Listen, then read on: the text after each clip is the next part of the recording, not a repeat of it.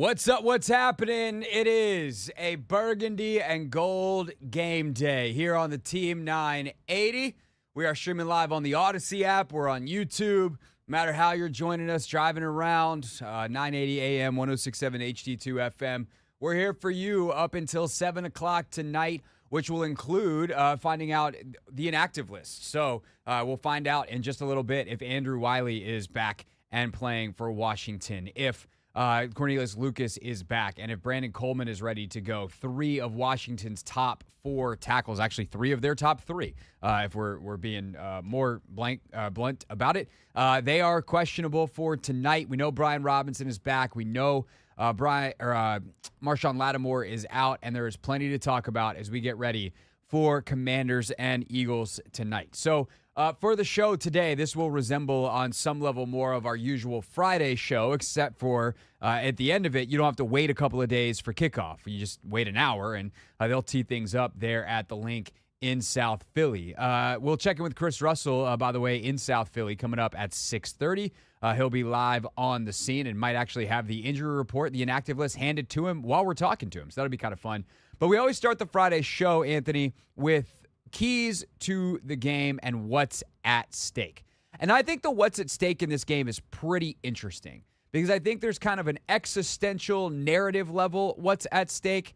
And then there is the obvious distinctive. This is a division game between two teams that are currently practically tied. Commanders 7-3, Eagles 7-2. So technically the Eagles ahead, but they have already had their bye. Washington has not yet. Washington's played an extra game. They did lose it. But they're both 2-0 in the division. And this is a chance to stake your claim as the best team in the NFC East. And also, maybe just as importantly, the lead challenger to the Detroit Lions in the NFC. I think that on its face for both teams is the obvious what's at stake. You then have the narrative-driven, the way the team is talked about, where there is no arguing at this point that the Eagles are a really good football team. They've won 5 in a row. They've looked like an unbelievably different team since their bye. They are excellent. If Washington beats them, so dies the narrative that they can't beat good teams. And that, hey, week 1 against Tampa was just week 1. Baltimore is really good, and they hung tight. That was on the road. Pittsburgh, 1-point game. Hey, that happens. But, yeah, they can actually win one of these games. And they can do it tonight against Philly in a way that, again, going back to the first point, in the standings, basically counts double. The opportunity is enormous. If they don't win, I certainly don't think it's the end of the season. I don't think that they'll never be able to beat a good team. They could very well beat Philly in a couple of weeks when the Eagles come back here. But it is a chance to kind of put that to bed, to check the next box, and to show just how mature this team is to be able to bounce back from a really tough loss and channel what I assume was a really angry film session because of how many plays they could have made into productivity in the form of beating Philadelphia tonight. Yeah, I think everything you said is pretty spot on. I would definitely echo the fact that this is a chance for us to prove everybody wrong that we are more than capable of beating good teams. And I think even coming into this game and last week's game, a lot of people try to discredit the teams that the Eagles have played the last 5 games. They try to discredit the teams that the Steelers have played leading up to this big game against the Commanders. So I think this is just a good opportunity for us to actually go out there and let everybody know that we can compete in the NFC. I think we're going to definitely need some help, though, from some of our guys. Our receivers in particular going to have a huge bounce-back game. But I think defensively we're just going to have to figure out ways to, combat what their strengths are. And, their strengths are really all over the field. They have a potent rush attack, but they also have 2 dominant receivers on the outside. So they're definitely going to give us some problems on the offense side of the ball. But I don't think our defense, and this is more so to your point that you made the other day about the rush defense. I don't think that they're getting enough credit that they deserve, to be honest. I felt as though, the rush defense wasn't as good. But upon hearing your point of view, going back looking at the tape and things of that nature, I agree with a lot of what you were saying, but I think this is also just a good opportunity for us to go out there and just play a full complimentary football game kind of thing, where the offense is playing good, the defense is playing good, and we're even also showing up on the special teams. Well, special teams is definitely that can't be an issue tonight. Nah. Let's just neutral. And hey, if you can make a play, great. But last week it wound up being a neutral because you kind of get away with one. But it wasn't due to the play of anybody in particular. Like, it wound up being a neutral because they dropped, James Pierre specifically dropped the ball. And then Washington also dropped the ball. The problem was they both went in Washington's favor. One was a drop that would have been a successful fake punt and turned into a short field and a 3-play touchdown drive. The other was a dropped punt where Washington obviously, gives up a great field position and ultimately a touchdown off of the Olamide Zaccheaus muff. So I think, we'll get into some of the specifics in a second because there are interesting matchups all over the field. But it was interesting because I've done a couple of Eagles hits this week. I did a YouTube show with a guy that I know that actually mentored an intern for me back in the day in Dallas. Ironically, we're talking Commanders Eagles and the two of us met when I was working for ESPN Dallas back in the day. But I did my guy Josh's show. I was on our sister station WIP with Ashlyn Sullivan last night up in Philly, and it's interesting, a lot of the questions that I'm getting, and the sense up there is kind of like what's going on down there, little brother? Right? Like, it's a lot of that where it's like, if you see your brother out the window, like shooting hoops, and it's your younger brother and or some younger kid in the neighborhood, and all of a sudden they're starting to make a few more, and you're like, do I have to be worried yet? Like, we're going to play one-on-one. I'm still going to win, right? And then one day they just come up and they smoke you, and you're like, oh, no. Okay, we either got to get back in the gym or my time has come and gone, and I am no longer the king of the block or the house or whatever. Like, that is the sense I get from Philly. They still know that they're the best team in the division. They certainly have the best roster. They've been building it up for a while. Howie's been an incredible GM for a long time. They went to the Super Bowl a couple years ago. They feel like they have their guy in Jalen. If you say a bad thing about, or a true thing about him, it's not even bad. It's just like, hey, this is a reality. They get really mad about it, which is fun. But there's kind of this sense of like, hey, this turnaround, it's impressive. Like, good job. And the undercurrent is like, should we be scared? And I'm like, I don't know. We're gonna find out on Thursday. You might need to be scared. You have the better roster, but this coaching staff's better. The way that this team does business seems to be a little bit better, and the Eagles have been doing business at a high level for a long time. So it is very, very interesting to me to kind of hear those questions. And now we get to put it tonight, especially if you add the context of the Cowboys seem like they are fully in an implosion, and the Giants have already imploded 17 times in the last 2 years and don't know how to get out of a constant state of cyclical or circular implosion. So they stink. And so if the Giants stink and the Cowboys are on their way / already stink and look like, unless things quickly change, like they're in a bad way. Because here's the thing with the Cowboys, right? And that's been kind of the Eagles' rival over the last couple of years is, hey, Dallas has got Dak, CD, Micah, they're really good, they're well coached, all this kind of stuff. Well, now DQ's here. Their defense doesn't look the same. They've already paid Lamb and Dak. Dak just got hurt. What's he going to be when he gets back? And can they afford to pay Micah? / if they do, how bad is the rest of their roster going to be? Their O-line all of a sudden looks fallible. Like, Dallas is in a really bad way and looks like the path ahead of them is full of thorns, full of rocks to step on and stub their toe. So for Philly, they're looking around being like, if we're the Kings, who's coming for the crown? And the answer is very clearly Washington. And how quickly Washington can ascend to making that a real battle, I think, is part of the subplot of tonight's game beyond the mere implications for the 2024 season, the NFC East, the 2 seed in the NFC, and all that goes with that. So what about the football? What about the actual matchups on the field? That's where we go next at 301-230-0980. We want your keys to the game. 301-230-0980 is the phone number. Then coming up at 4:30, we're going to have a little fun. Philly versus D.C. I'm actually quite fond of both cities, but we, a little hometown pride. Anthony's made a list of all kinds of different stuff that we can compare between these two towns, and so we will. We'll do that coming up at 4:30. Brian Mitchell's going to join us today. Russell's going to join us today. We got all kinds of good stuff planned. You'll hear from Logan as well at 5 o'clock. So stay tuned. Don't go anywhere. This is your home for everything you need. Pregame, Commanders and Eagles. It's the Hoffman Show on a Burgundy and Gold game day.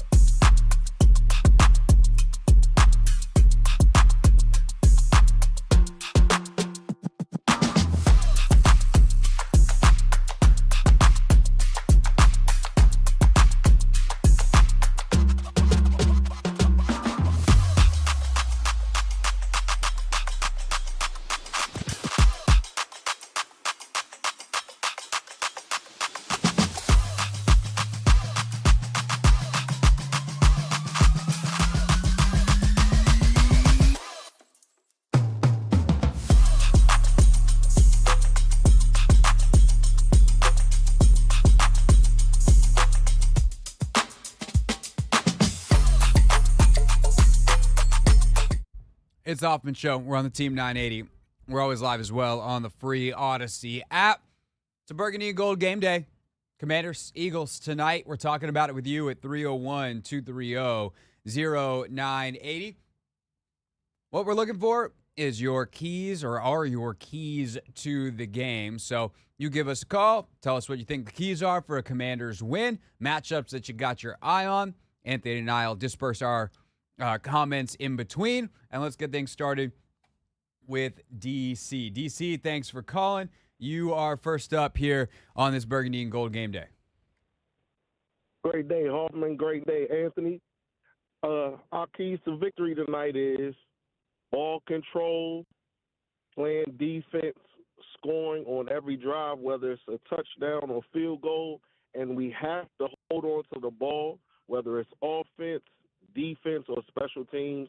We must hold on to the ball. I think those are pretty straightforward. Good stuff.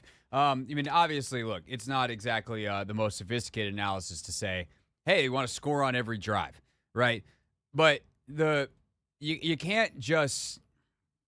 I think the biggest thing is like just let drives end in a kick, and if you punt a couple times, okay, make them drive the length of the field, because Philly is not this super efficient down in down out offense that is just gonna, like, they're not the Bengals, right? The Bengals, if you make them drive the length of the field a bunch, will do it. The Ravens actually are this way as well, because Lamar is so efficient with what he does, and he'll pick up some yards here with his legs. If things go sideways, they find ways to stay on schedule. Burrow just like doesn't miss reads, doesn't miss throws. So if you can make them, you say, oh, make them drive. Okay, they're just going to drive on you. You have to force the issue a little bit more against a team, specifically like Baltimore, or specifically like Cincinnati, because against Baltimore, you force the issue and Lamar gets loose, and now he's running, now you're in deep crap. But against Burrow, you blitz, he'll hold on to the ball, and if you can just cover for the full 3 seconds on the back end, like, you can get away with it. Against a team like Philly, they're big play hunting. The way they move is in chunks. And that's not to say that there won't be times tonight where they get a run here, a quick completion there, a slant route, an out, a comeback, a dig, and they may matriculate the ball down the field on a 10-play drive. I'm never saying that they're incapable. It's just you'd rather make them do that time and time again, because precision is not their thing. Explosiveness is. Close enough in horseshoes and hand grenades. They're the hand grenade. Close enough. That ball's in A.J. Brown's vicinity. By the way, Anthony, I'm not doing this just because it's Benjamin St-Juste, and this is going to come off as just to the people who already think that all I do is defend Benjamin St-Juste, even when I say like he's got his issues. This is going to come off as defending Benjamin St-Juste in some way, but I'm just going to acknowledge that up front. And if those people want to be those people, then fine. I was watching A.J. Brown versus the Commanders again last year. The NFL posted some highlights on Instagram. Oh, my gosh. Dog. The catch he made on BSJ last year for the touchdown, the one-hander. Yeah. That might be the greatest catch I've ever seen. The coverage cannot be better. Great coverage. Like, he is literally all over him, and somehow A.J. Brown sticks out one hand, and that hand catches the ball 2 yards out of bounds, brings the ball back inbounds, somehow gets a knee, 2 feet, something. I don't know how he landed inbounds. Like, that is, not to say that there haven't been other problems with BSJ against the Eagles over the years. That one, that should be the test. If you watch that play and I go, is that good coverage? And you go, no, then you don't get to talk about football anymore. He is all over him. I don't know how A.J. Brown made that catch. But here's the thing. A.J. Brown makes that catch. That's who he is. Sometimes there is no real defense for him. Mm-hmm. And so you have to be able to play through the ball and, I don't know, pray that Jalen misses a little bit. But you get kind of close enough. And sometimes that's good enough for Philly. But the precision that's required in, like, the low red zone, for instance, is not necessarily his jam. And thus, he's thrown a couple of interceptions down there so far this year. I think, like, multiple of his interceptions are in the low red. So you have to make them finish. And Washington, unfortunately, has had a lot of teams that have finished on them. Their red zone defense is not great. But you got to make them do the work. You cannot give up big explosive plays because you make huge mistakes. If they earn it, they earn it. They're good enough to earn it. But please don't do silly stuff, especially when it comes to turnovers. Let's go to AP. AP, what do you got for your keys to the game tonight? Hey, what's going on, Hoff? What up, Ant? So for me, the keys to the game, as I was telling Ant, we need to be slow and methodical. Like, I think the best defense against Philly is keeping their offense off the field. And, I mean, I know that's a big ask. And I would say, too, we got to win the turnover battle. I mean, looking at last week's game, how we gave up the ball, muff punts, and what have you, we can't have that. Like, we really got to play, not saying so much a mistake-free game, but just keeping the mistakes at a real low minimum. And then, again, just not giving up the big play. I mean, bend but not break.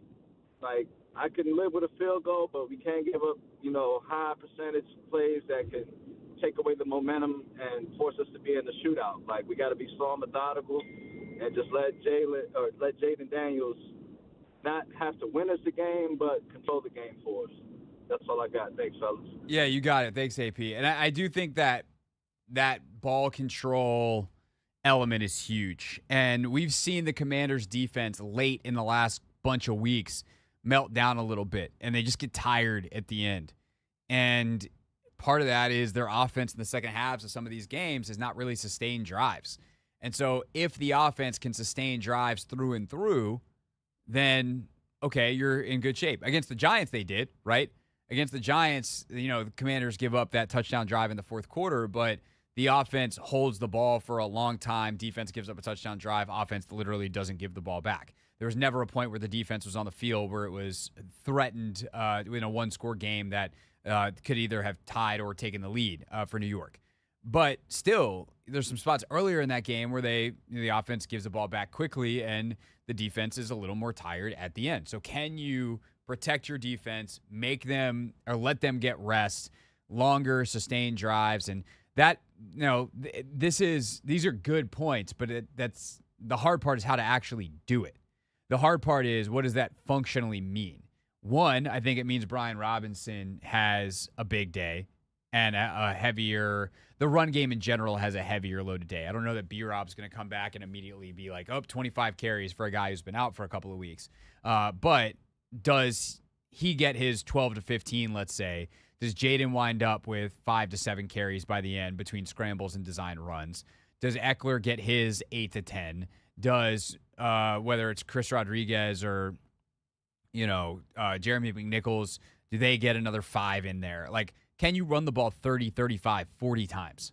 Seriously.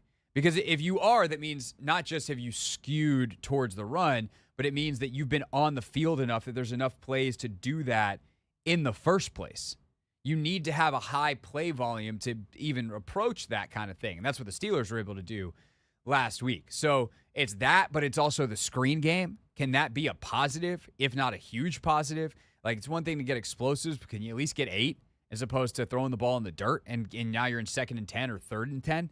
So there's a lot of stuff that goes into that, the easy completions, how you manufacture good looks, being solid and getting the right runs called in the run game that can really help Washington, keep Philly on the sidelines, not give the chances that Philly wants in the passing game to exist.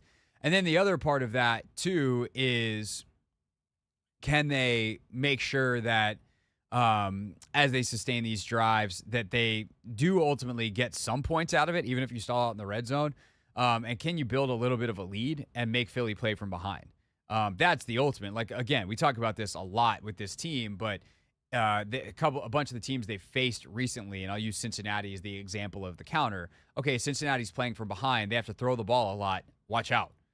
Now Burrow's back there slinging the ball, taking chances, and that's going to end well for them more often than it does a lot of other teams. You go make Philly do that, make Jalen Hurts beat you as a pocket passer, not have the support of the run game, it gets a little dicier. That's not exactly his game. So that's the thing that I think could also be fun to watch tonight, is if Washington can be the team that they've been for a lot of first quarters this year and get up, does Philly have the style of play? Do they have the competence and detail orientation from the pocket to come back without a run game, without Saquon doing what he's been doing? Or are they just going to chuck up a bunch of shots and hope? And if that's the case, then can Washington just play soft zone coverages, have 2 defenders, over the top of everything, and hopefully that's enough to be able to stem A.J. Brown, because sometimes even him 1-on-2 is advantage A.J. Brown somehow. It's Hoffman Show. We're on the Team 980. We're always live as well on the free Odyssey app. Tell you what, we got time for a couple more calls next. 301-230-0980. Then coming up at 4:45, we'll play our little DC versus Philly challenge that Anthony has come up with. But more of your calls on a burgundy and gold game day next.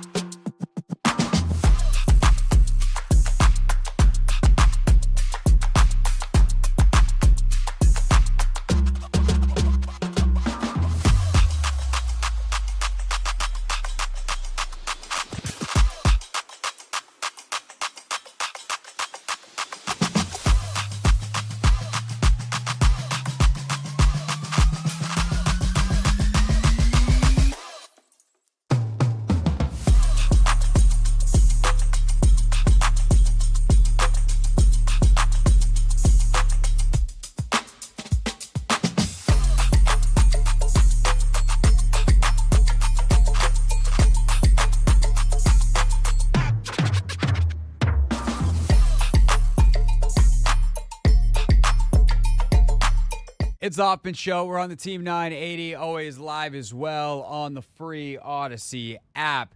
Commanders, Eagles tonight to Burgundy and Gold game day, and we're talking to you about the keys to victory for Washington at 301-230-0980. That is, of course, the Team 980 listener line.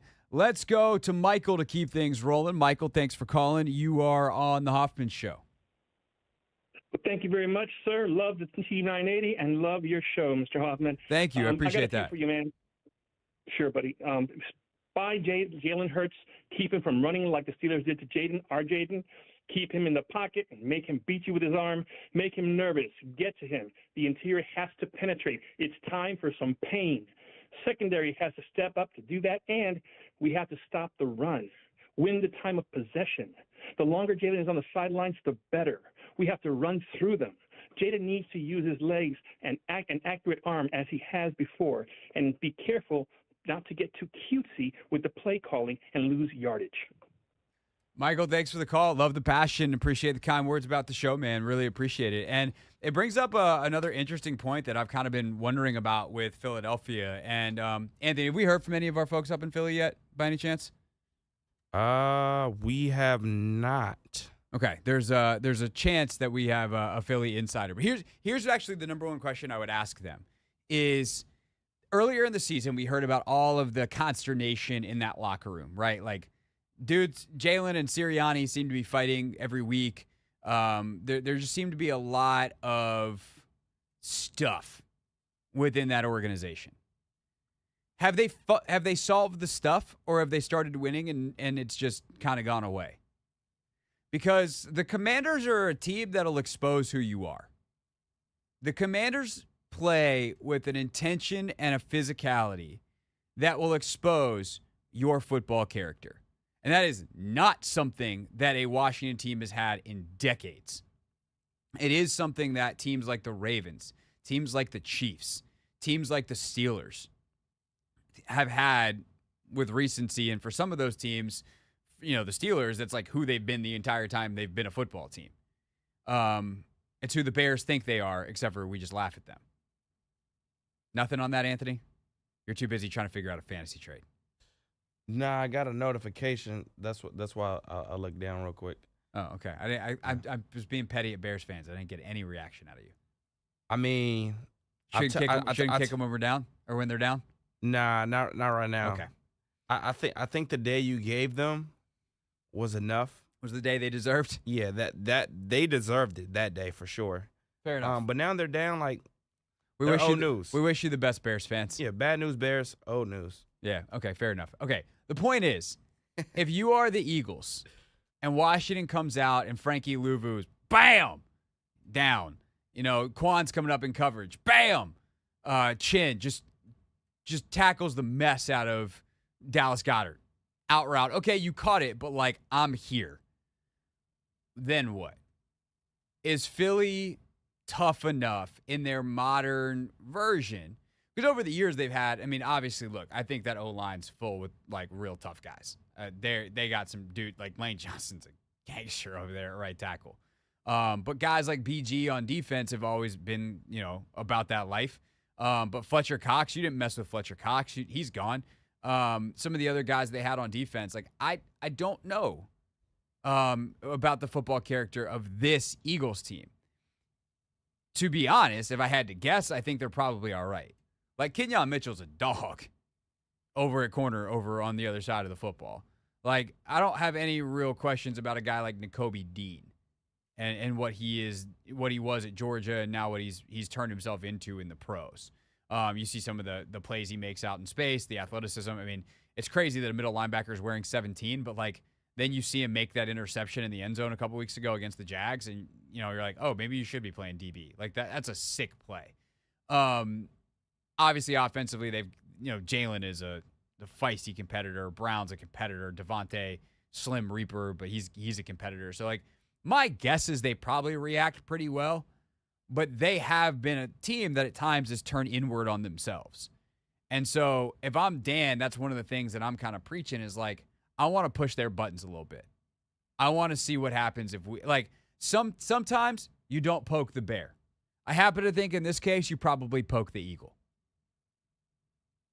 I think so too.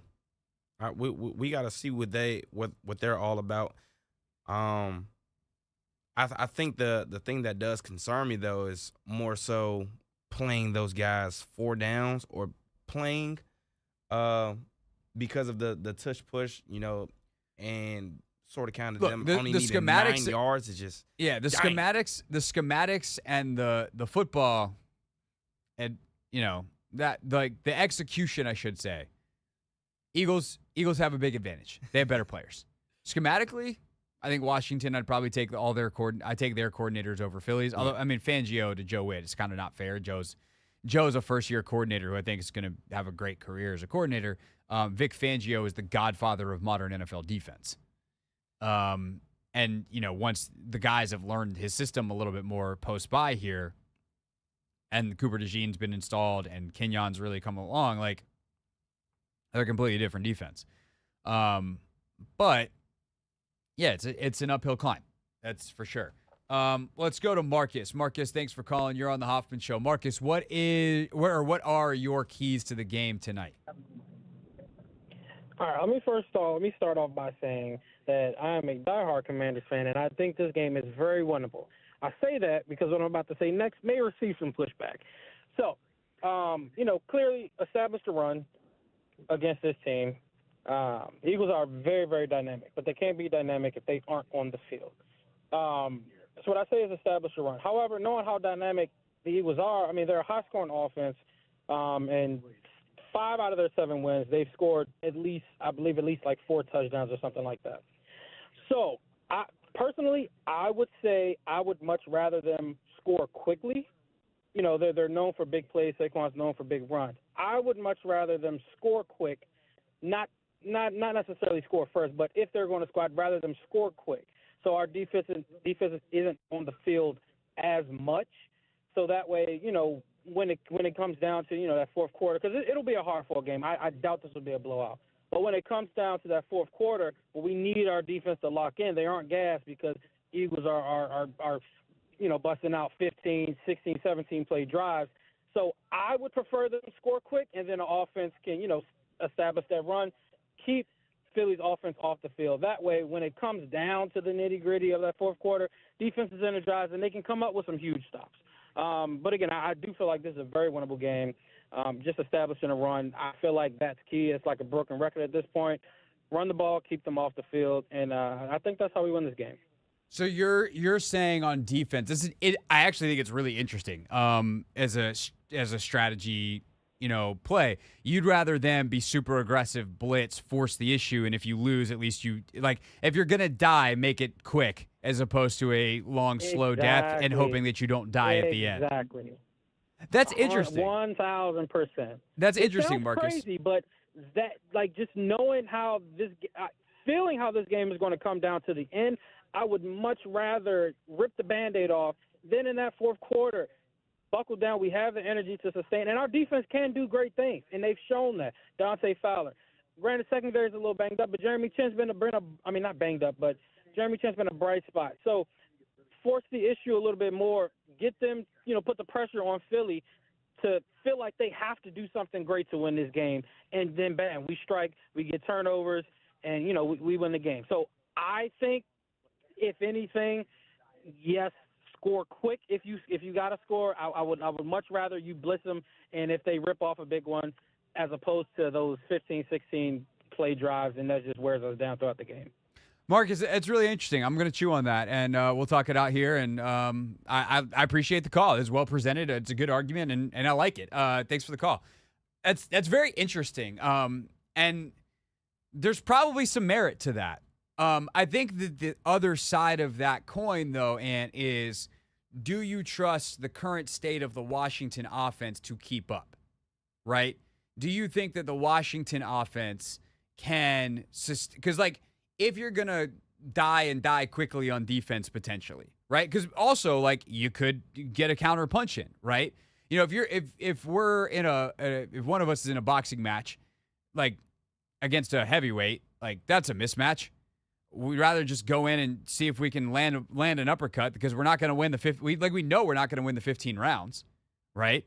We know we're not going to win on points. We're probably just going to get beat up and then knocked out in like the 13th. So what's the point? Let's go in there swinging and might as well get my uppercut to the chin in 30 seconds and be done with the thing.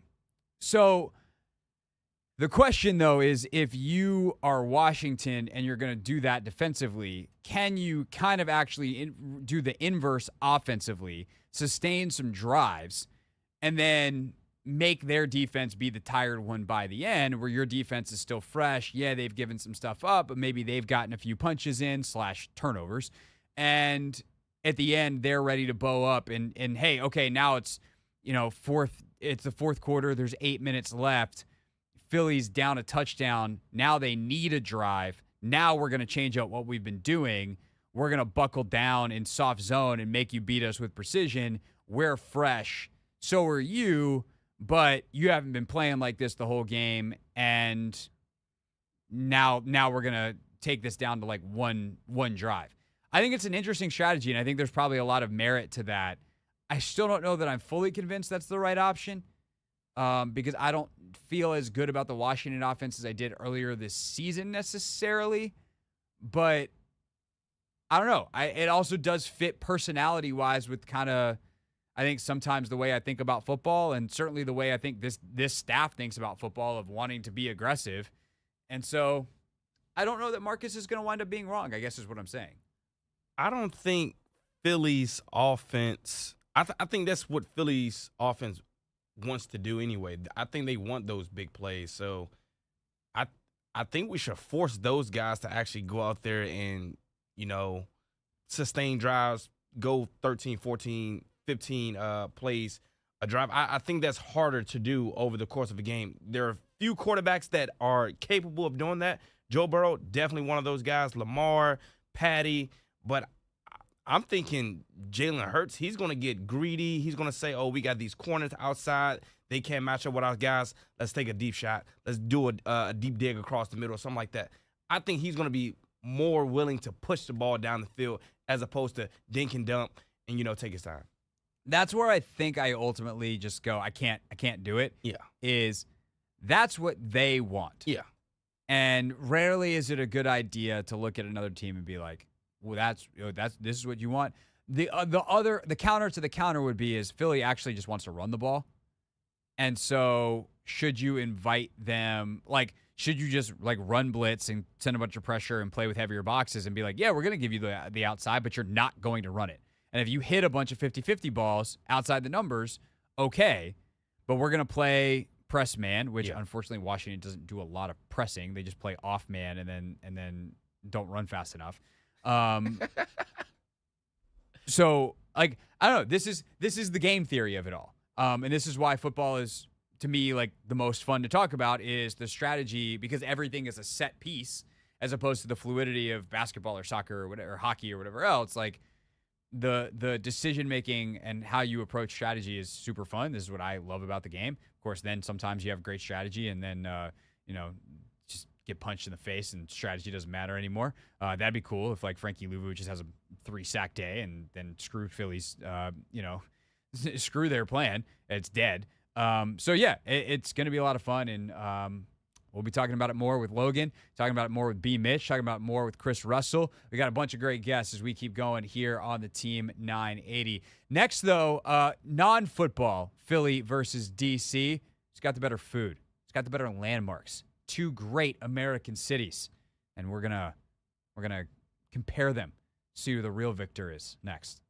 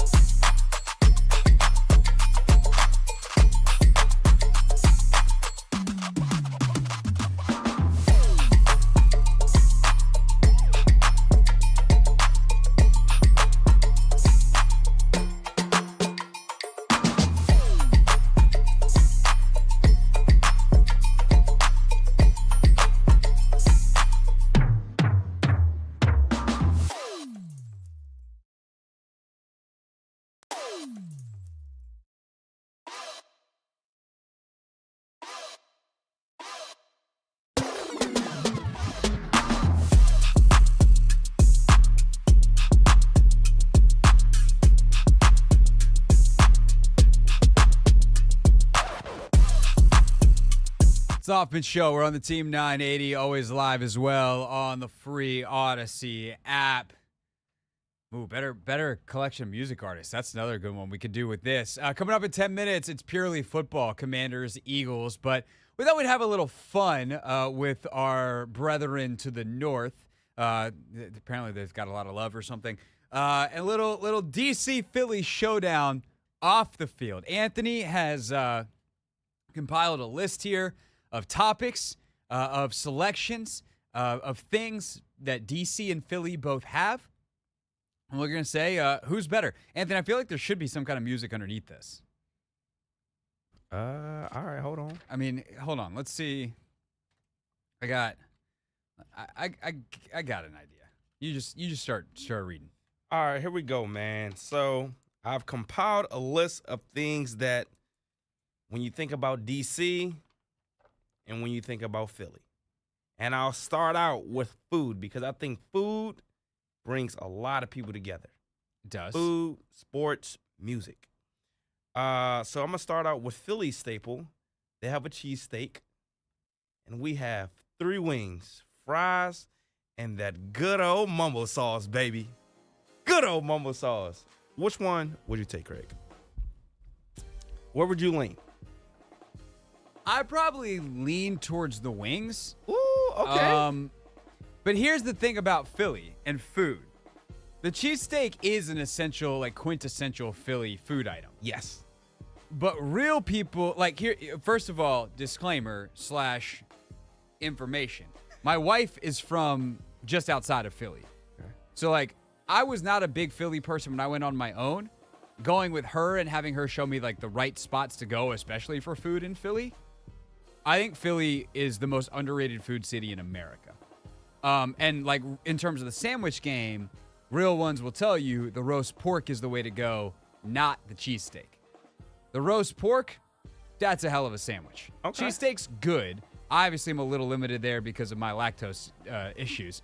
But also wings, mumbo sauce, fries, like, I mean, that's just like good soul food eating. Like, it feels like home. Yeah. So, of those 2 options, the wings. DC wins. All right, so it's 1 for DC. I will say, food scene for food scene, and I have been known on this show, when, I don't know, the Keith Lee thing came up perhaps, to defend DC's food scene as one of the best in America. I probably have Philly as my number 1 food city in America because they have incredible restaurants and Philly prices are like 85% of DC. Same quality of food, everything costs 15% less. It's amazing. Love it. All right, next up, I have... Wait, what's your answer? I got to go with 3 wings and fries and mumbo sauce. I love mumbo sauce. But I do love a cheesesteak. And cheesesteaks are great. They have several places you can go.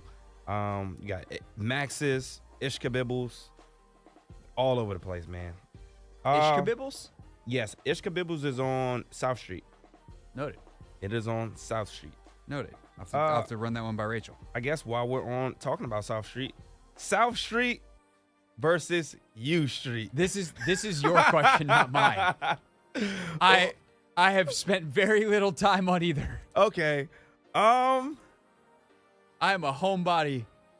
I'm not gonna lie. I think I like U Street a little bit more for nighttime purposes. I think during the day I'd rather be on South Street though. So it's like I guess half and half. No, nobody gets a real point. Okay. Next up, we have the Liberty Bell and the White House. Have you been to the Liberty Bell? I have seen the Liberty Bell. Neither one get and those 2, I would say the Liberty Bell. Because like the White House, you go and you're like, actually they're kind of the same in that way, where you go and you see it and you're like, oh, that's the thing. Yeah. Like as opposed to like I know the Capitol, you can get tours and stuff, and like the Liberty Bell has like a little museum. And actually, that's not true. I have gotten a White House tour. We had a friend who worked in the White House, and we got a tour, and it was cool. Check you out, Craig. I don't think they're that hard to get, especially like in DC. If you live here long enough, you know someone that's gonna work in somewhere that has access to a White House tour. White House is cool. It's kind of weird. Feels very important. You're like, why am I allowed in here? Yeah. Although it was the weekend. Apparently, the chocolate chip cookies are amazing. They didn't have any out. I was very bummed. Liberty Bell does not have good chocolate chip cookies. That is what you go for, man. The chocolate chip cookies. Got you. I don't have strong feelings either way. Do you I like don't your either. Do you like your tours to be actually the Liberty Bell? All right. If I had to pick one, I'd probably go White House, to be honest. I think Okay. it's my DC biasness, though. I don't either way. Like the problem is because I live in DC, like when I go past the White House or like when I bike past the White House sometimes, like there's just a bunch of tourists and I'm like, get out of my way. Yeah.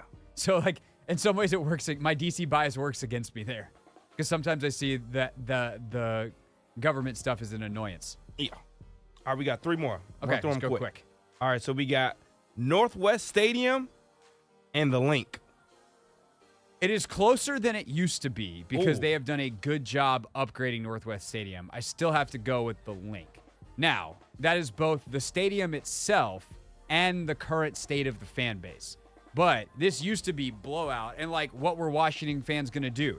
We all knew in D.C. that if you go to Northwest Stadium, at the time FedEx Field, that you'd have 1 billion of the other fans there. Yeah. You go to Philly, it's all Philly fans. Yeah, and You know, the each team heckle. has their fight song. Each team has their traditions. They're this, they're that. If give this another year, and we're going to be a lot closer because it's going to be just down to the building. And by the way, the buildings are getting a lot closer because Josh Harris and his group have done a tremendous job of upgrading. Mm-hmm. But you have to say the Link. All right, that's a bet. Not that's where I would rather go, but like Right now, no, I understand. I agree. yeah, with like you. I don't want to go there. They'd be The like, stadium, "What? Get yeah. out of here! You're not wearing Eagles. You're not wearing the right Eagles green. Get out of here! We're gonna punch you in the face." I don't want to. But you get what I'm saying. All right, DC 7-Eleven, Philly, Wawa. I think Wawa. I think you gotta go Wawa here. I think Wawa is better, but we just don't. I think there's one Wawa in DC. There's one out in Ashburn. Yeah, that's far though. There's one in DC proper. Yeah. There's one in Georgetown. Yeah, like actual DC. Wawa's the correct answer. Yeah. 7-Eleven's got a lot of stuff. Wawa just feels like it's a little bit higher quality. Maybe it's just got a better reputation and it actually doesn't. Yeah. But they also, the variety they have. I mean, you can get yourself a real like turkey sandwich or whatever, hoagie at Wawa. All right, last one. We have Bustin' Loose by Chuck Brown, Dreams and Nightmares, Meek Mill. Incomparable. You can't compare the two. They're I was classics. trying to figure They're out. classics of completely different genres. But I know Philly loves a Dreams and Nightmares. They're going to go crazy. Here's and what- everybody in D.C. is going to love Here's some what I would go-go. say. For repping the city, Bustin' Loose. Okay. Because go-go music is DC. Yes. Dreams and Nightmares is one of the greatest hip-hop songs of all time. Yeah. But hip-hop is not unique to Philadelphia. Meek is fair. the king of Philly hip-hop. That is one of the greatest hip-hop songs of all time. If you're asking me which song would I rather listen to, I would probably say Dreams and Nightmares. Actually, Okay, I that's definitely fair. would say Dreams and Nightmares. That's fair. But, if you're saying which one is emblematic of the city, Bustin' Loose. All right. You hear that, you're like, that's DC. Yeah. So No, DC go-go, baby. one of a kind. So got the Wale going in the background. Hey. That's our little DC Philly comparison. I got a lot of love for Philly. Not so much for your sports fans, but your city's great. When we get back, we'll talk about the football. Commanders, Eagles in the spotlight. How can the Commanders defense slow down this tremendously high-powered Philly offense? Logan Paulsen with the answers next.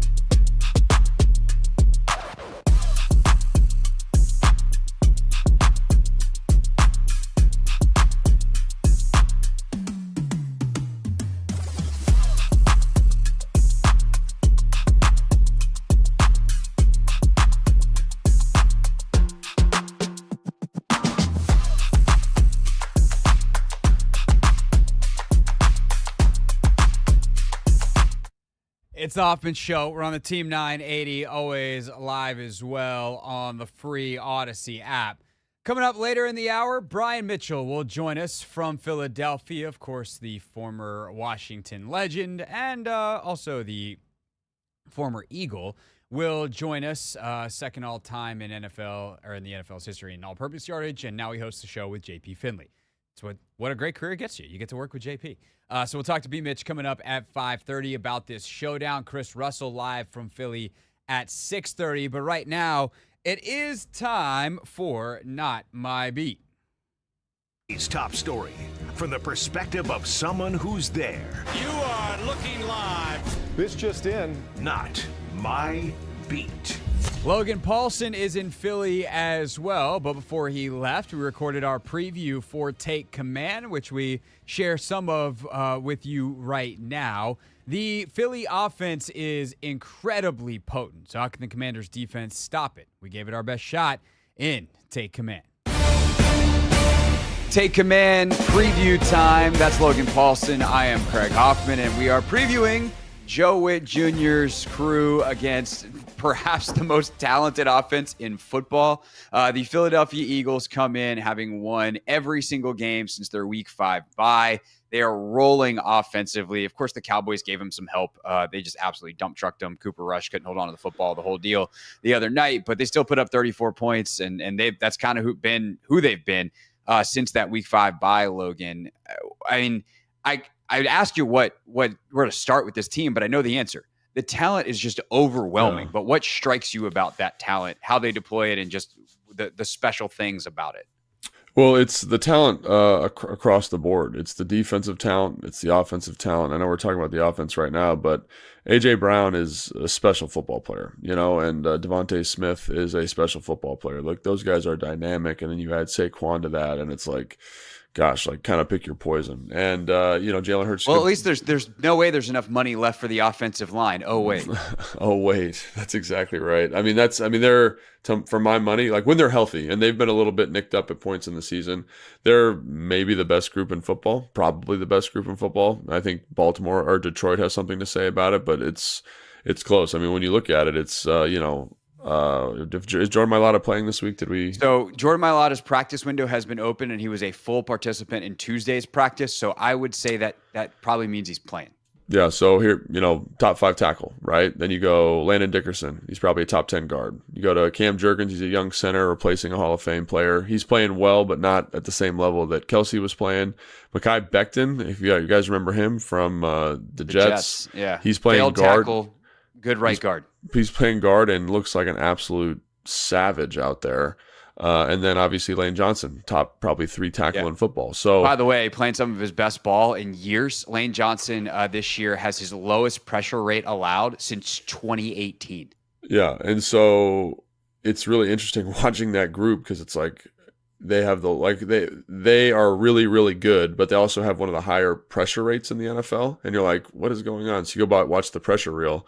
Basically, Jalen Hurts just holds the ball forever. You know what I mean? He just holds the ball for a long time. He's looking down the field, and it works because they're really good in pass pro. They let him kind of do what he's got to do. He can scramble when he needs to. I will say Moore's offense, I've always been a little bit like up and down on it, because it is a little bit like isolation basketball. Let's find our best matchup pre-snap, so we'll go 3-by-1. Oh, AJ Brown's by himself. Let's run a hitch and let's rip it out there, right?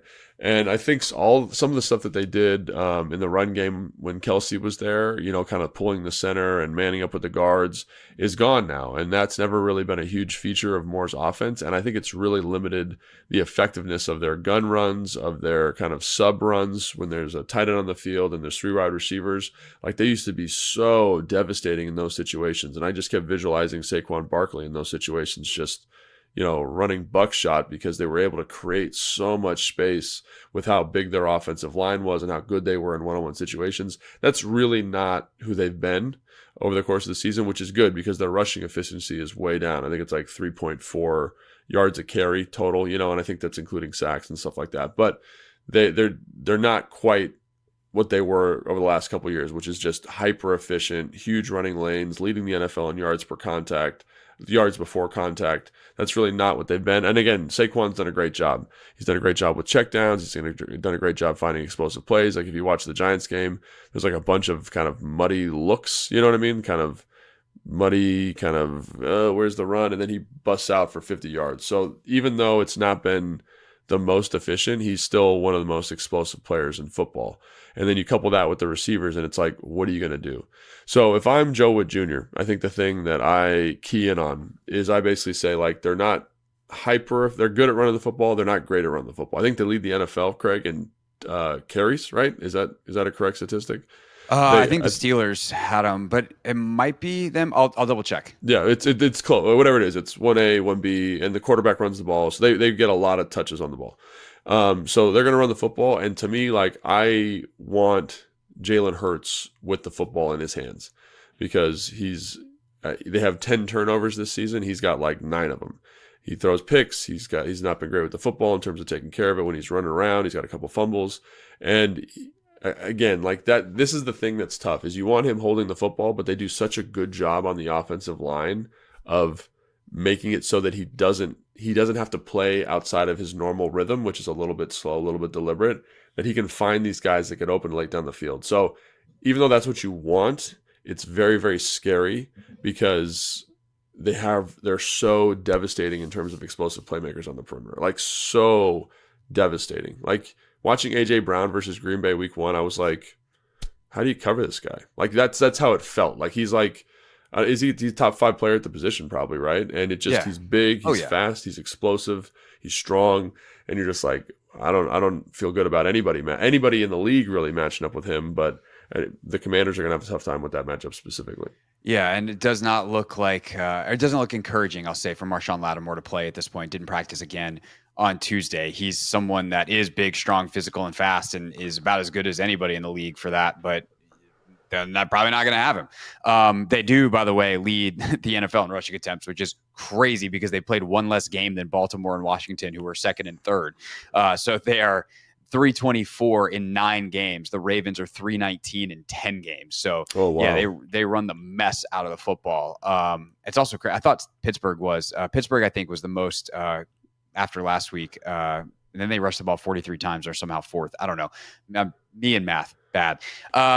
Eagles in football, good. It's, I don't know what you do if you're Joe with this, because it is something where I almost wonder if you not punt on your pass rush, obviously. And look, Dan and Joe have been playing the Eagles offensive line for years. They've been playing Jalen for years. Like, they've been in the division. They know what to do here. They have specific insight in the building. Brian Johnson was there in Philly, and while they're running very different stuff, like, they obviously know the way Jalen thinks a little bit. If Brian Johnson is sharing that, and presumably he is. And so there's a lot of, kind of what ifs, but it's almost like, hey, you got no one to man up. The pressure is going to be hard to get home anyway.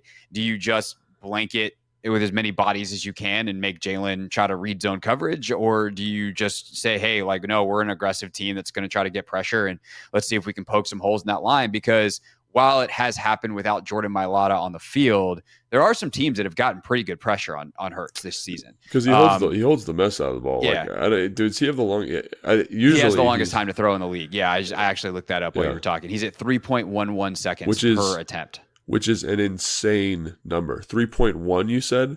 3.11. Like a high number is like 2.7. A good number is like 2.3. And I know we're talking tenths of seconds here or hundredths of seconds, but like. But look how often look how often quarterbacks get hit right after they throw.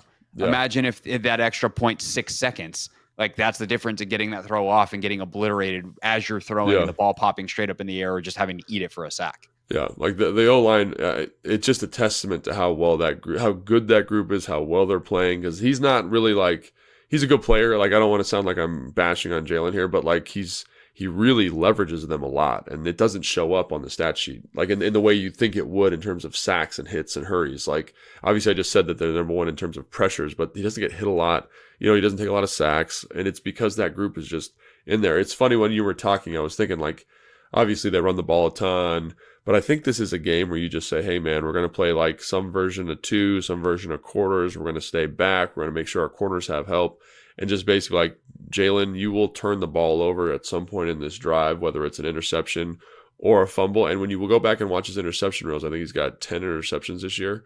Or 5 interceptions. Sorry, I was thinking 10 total turnovers.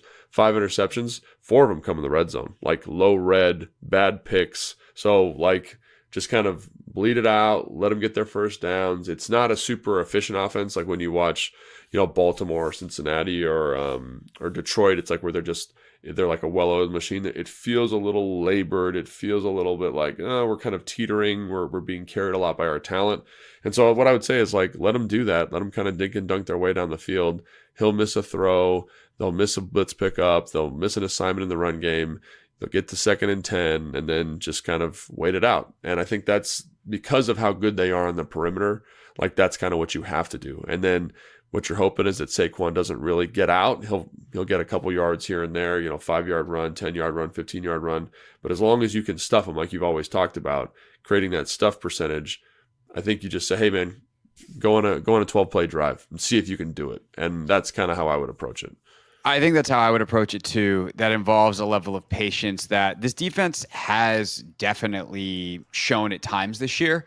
But also, last week, that's kind of what we were talking about at the end of the game. Like, hey, it's 3rd and 9. Like, let's heat up Russ and see if we can force something crazy. And Russ does something crazy. The problem is it's crazy good, and he dots Mike Williams in the end zone, and that's your ball game, or more or less your ball game. So I'm curious to see if they can stay patient with that strategy. I'm curious to see then what that means for the run defense, because obviously Saquon is a guy that if he gets an ounce of space, he can take it to the house. And he has 3 of the 8, I think, most explosive plays, like top ball carrier speeds, which means he's able to actually get out in the open field and open up. And man, him in space. There is a play. I actually put this on Twitter because I was laughing so hard at it, which is easy for me to laugh. I feel sorry to Marshawn Overshone and the other Cowboys linebacker whose name I'm forgetting, number 50. There's a play last week where Jalen swings it to Saquon in space. It's down in the red zone. Yeah. And remember against, I think it was the Minnesota run when Robert made the 2 dudes just. Yeah. Mike Vick. No, it was Mike Vick versus Minnesota way back in the day. Okay. Where Vick splits them on an overtime run. Like famous highlight, and 2 Vikings players just into each other. And Saquon does that, where he just splits 2 Cowboys, and Marshawn Overshone dives face first into his teammate's chest plate. And it's Keystone Cops. You could put the Curb Your Enthusiasm theme to it, the whole deal. And so Saquon in space is so lethal. And so you have to be on, like we saw the play with Jaylen Warren last week. Like you can't do that to Saquon. You can't lose him on a check down because he'll go pick up 50 yards.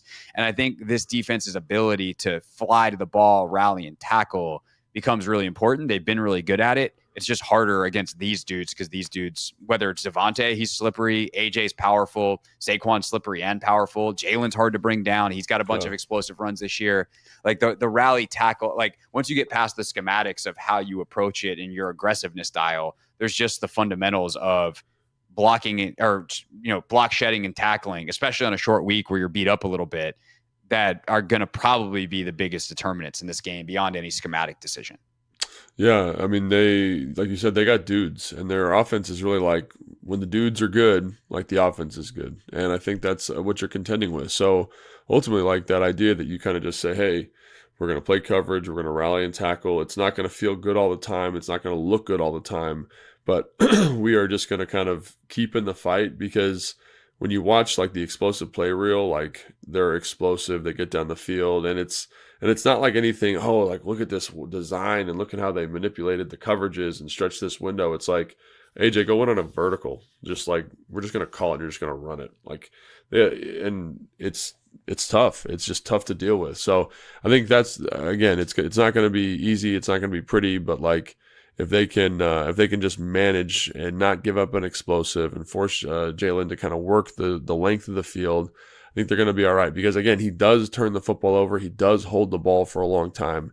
And I think that's the best shot. And so as long as the offense, and which we'll talk about here in a minute, can kind of keep pace and kind of keep pace with what Philly's going to do. Because again, they go through, I mean, I don't know how much you watch, Craig, because you watch a lot, but they go through spats where they don't do anything offensively. They just kind of are, here's a 3 and out, here's a incomplete pass, and then here's an interception. And you're like, what's going on? Like, you guys are too good to be doing this. And then it's like, oh yeah, we're really good. And they figure it out and they go. In that doldrum that they go through offensively, if you can maximize that with your offense, you put them in a bad spot where Jalen Hurts has to win the game for him, has to throw the football a ton, which obviously they don't want to do because their rushing totals are so high. Their rushing attempt totals are so high.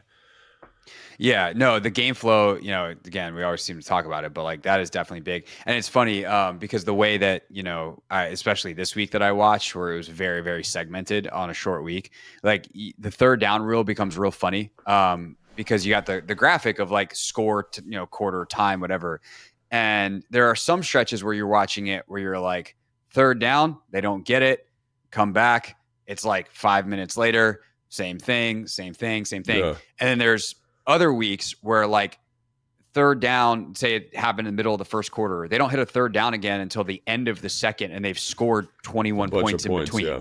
They just like don't even get to third down because they're just so nasty, and they pick up these huge chunks, and Saquon's ripping off 8 yards a carry. Like it's really wild to watch sometimes how streaky their offense is, and that's obviously they're coming streaky. They're very streaky. They're coming off a heater, and so if they can continue, that's problematic. If you can shut them down and they can get in a rut, and AJ Brown is yelling at Jalen on the sideline, and Sirianni's red faced, and everyone's mad at each other, then like sweet, good job.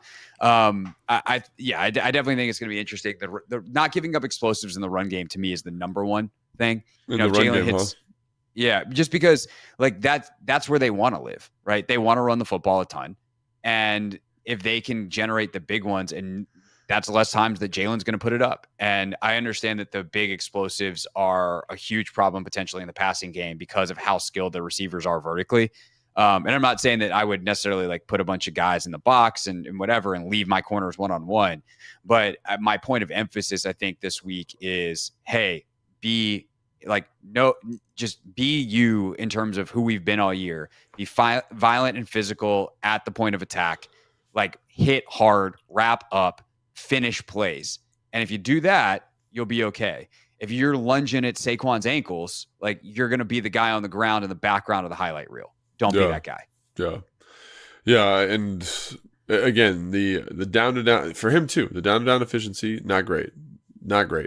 But he does, like, you watch through and you're like, man, that is a explosive run. That's a game-changing run. Like, there's been a couple times this year where he's saved them. The passing game has been so off, and they can't get anything going. All of a sudden, it's like, here's Saquon on a bubble. Here's Saquon on a rail. Here's Saquon on a little handoff to the outside, and he breaks for 50, and all of a sudden, the offense is out of the doldrum and into the thing. And I think that's the thing, maybe. And again, we're kind of saying this in a bunch of different ways, saying the same thing in a bunch of different ways.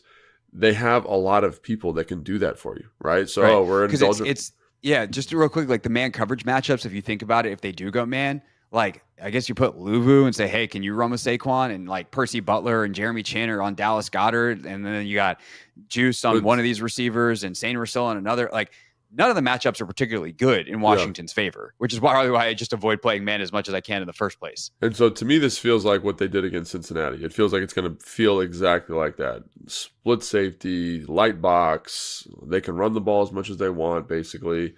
And we're going to just die a slow death, and hopefully our offense can keep pace. And I think, again, the other thing is like Joe Burrow and the Cincinnati offense, just by comparison, was like, is incredibly efficient on a down-to-down basis. Like, you watch them and you're like, Joe Burrow is a surgeon.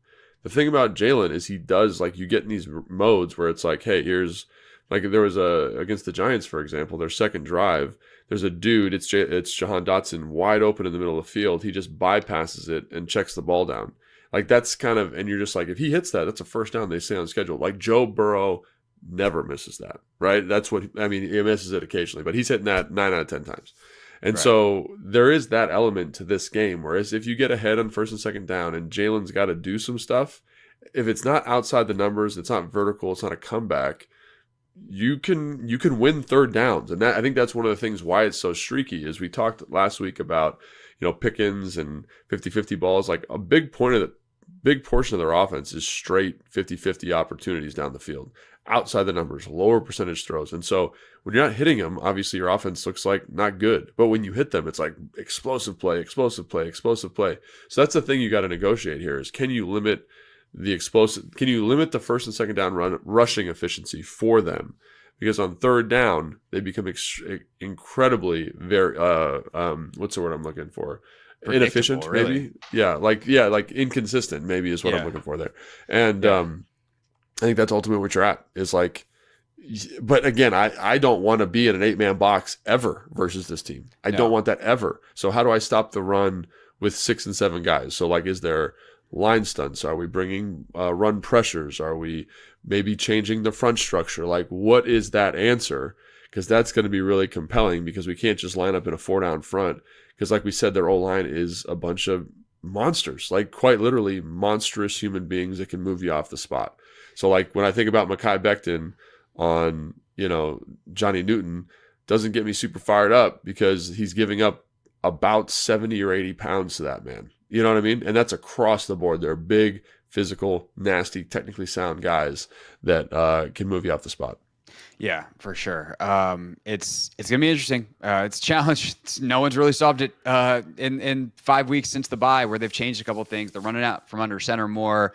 They've been way more efficient with a lot of this stuff, but they are on, in the same way that Pittsburgh is like, hey, it's 3rd and long, we're just going to chuck it deep. Like, if you can get them in 3rd and longs, then cover that stuff up, you can be okay. But if they get in 3rd and short, they will run anything. That's the last thing I think I'll just add real quick from what I looked at and watching the third downs this morning, is like, if they're in 3rd and 5 or less, their entire playbook is open, and that is terrifying. They will run the ball in 3rd and 5, both quarterback and running back. They will throw slants. They will throw go balls. They will throw everything. So that is a really dangerous spot, those third and shorts. So can you be really good on first and second down, keep them in third and long, and then please just put a safety over the top of A.J. Brown. If not A.J. Brown and Devontae Smith, please do not leave those guys one-on-one because Jalen just wants to throw that sucker up there. Yeah, and I think the other thing, too, is they still do the tush push. Sirianni's still hyper-aggressive on fourth down. So in terms of getting off the field defensively, like it's a little bit of a slog, you know? It's a little bit of a slog. So very interesting matchup. I think ultimately we settle on we'd like to see them probably play coverage as opposed to, you know, get up there and mix it up in the run game. But we'll see because, in Joe Witt Jr., I trust. I think he's done a great job with this defense. I think they got better each and every week. This is a very unique matchup. But I think he'll come up with a good solution, obviously. If you want more from Take Command before kickoff tonight, I highly recommend listening right at 7 o'clock because that's when this show is over. If you want great content here on the Team 980 tonight, Talking Terps with Coach Locks is tonight. So you got some college football before the NFL if you'd like as well tonight. And then, of course, Take Command is available on demand anytime, anywhere. Logan and I will do our instant reaction show not after the game tonight. We're going to do it tomorrow morning, so not quite so instant. A sleep on it reaction show tomorrow morning. We might even go live sometime in the 8 a.m. hour on YouTube at the Team 980 if you want to check us out. If not, it will be posted to the Team 980 on demand style right after, and of course in the Take Command podcast feed. When we get back live to Philly, we go. Anthony, we all confirmed? Yeah, I'm waiting on B to hit me back right now. Well, I don't want to say that Brian Mitchell is next if Brian Mitchell's not going to be next. Yeah, up in the air then. Okay. Well, we'll either talk to Brian Mitchell or we will continue to chew on the conundrum that Logan and I were just talking about, which is, do you play it super safe or do you go with the Marcus, the caller from the first hour theory of if you die, just die quickly? We'll talk about it next on the Team 980.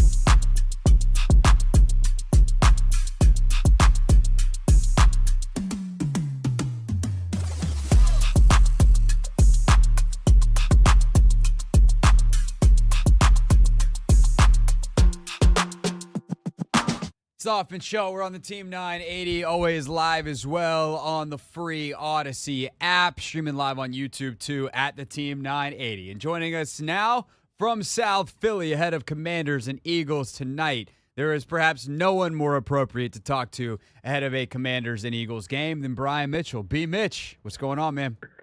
What up, Craig? How you doing, brother? I'm doing good. I'm excited for this game tonight.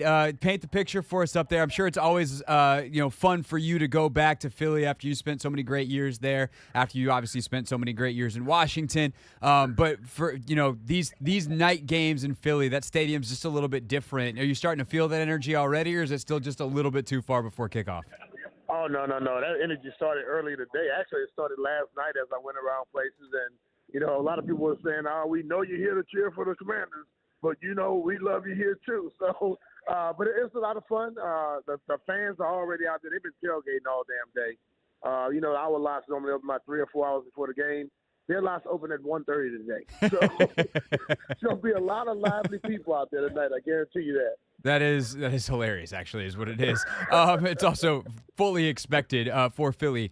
On the Washington side of it, of course, and Brian, as you know, hosted B. Mitch and Finley, 10 a.m. to 2 p.m. over on 106.7 The Fan. So for you looking at this on the Washington side of it, Brian, how do you think that this short turnaround affects them, specifically after that Steelers game? Not so much of like the short turnaround, because Philly's got to do that too. They even play the afternoon on Sunday.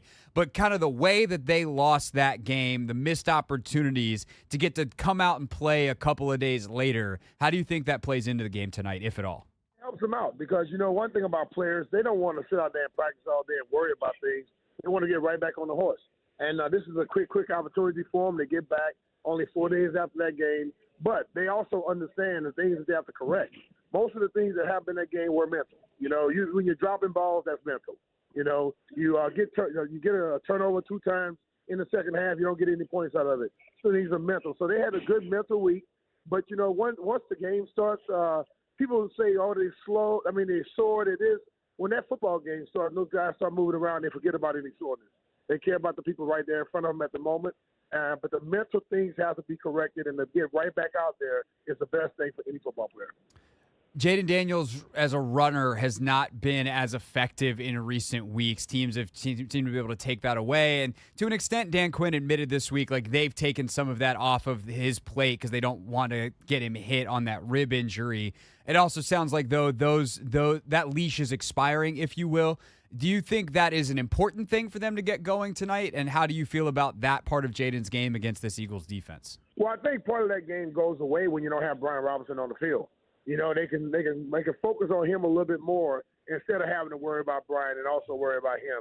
In this game tonight, Brian Robinson will be playing. So I think Jaden will be able to do the things he was doing before. But also I think they want to be cautious because of the rib injury and things like that. But Brian Robinson being on the field, I think, changes all of those things. When you see Patrick Queen sitting there waiting for him all day, that's because Patrick Queen didn't have to worry about 6'2", 6'3", 230 pounds running in his chest. Tonight, they won't have that luxury to just sit back and wait on him. They got to worry about B-Rob also. Yeah, no, I think that's a great point, too, because it was pretty clear that Pittsburgh was not, on zone read, they wanted the handoff. I don't know how much you want the handoff, especially if you're going to be short-staffed on the front side of a run when Brian Robinson is out there. How do you feel about the Terry McLaurin matchup tonight? He's going to be on Kenyon Mitchell. They've played a lot more press man in this 5-game winning streak as Philadelphia. Terry's maybe the best receiver in the league against press man. How do you feel about, again, the matchup itself and the importance of that matchup? Well, I feel very confident in Terry, man. Terry's going to beat most people. But the thing about it, as I said today, I was asking people, was Quinyon Mitchell talking? Because when people talk to Terry, he embarrasses them. Quinyon hadn't said anything yet. He said he likes to talk on the field. Well, if you start talking on the field to Terry McLaurin, you can look for a big day.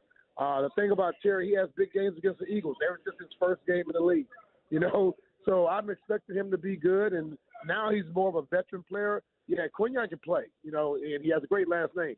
But he can play. But I think the ultimate thing, Terry is an experienced player. He's going to be able to take advantage of a younger guy. Brian Mitchell with us here on the Hoffman Show. Of course, B. Mitch and Finley will have full reaction to this game tomorrow, 10 a.m. to 2 p.m. on 106.7 The Fan, which you can also listen to on the free Odyssey app. Brian, the biggest concern for me is the other side of the ball. This offense for Philadelphia has just an insane amount of talent. And we had a caller earlier that I thought put up an interesting theory, because I think Logan and I were kind of sitting in the play coverage, make them beat you, limit your aggressiveness, really pick your spots. And the caller was basically like, I would just, if I'm going to die, I'd rather die quickly. Like, I don't want to have them just sustain long drives. If you're Joe Witt Jr., where's your aggressiveness dial tonight? Well, I think what you have to do is understand that Jalen Hurts has not been very, very careful with the football. And I feel like if you put pressure on him and make him have to throw balls, that'll help you out more. I think if Saquon has a big night and he's running the ball effectively, now they keep the ball all day. They put the pressure on our offense and you strain a defense. So tonight you got to take your chances with him, because I think if you are going to have to choose your own poison, I don't want it to be Saquon. I'd rather have Jalen try to go out there and beat me.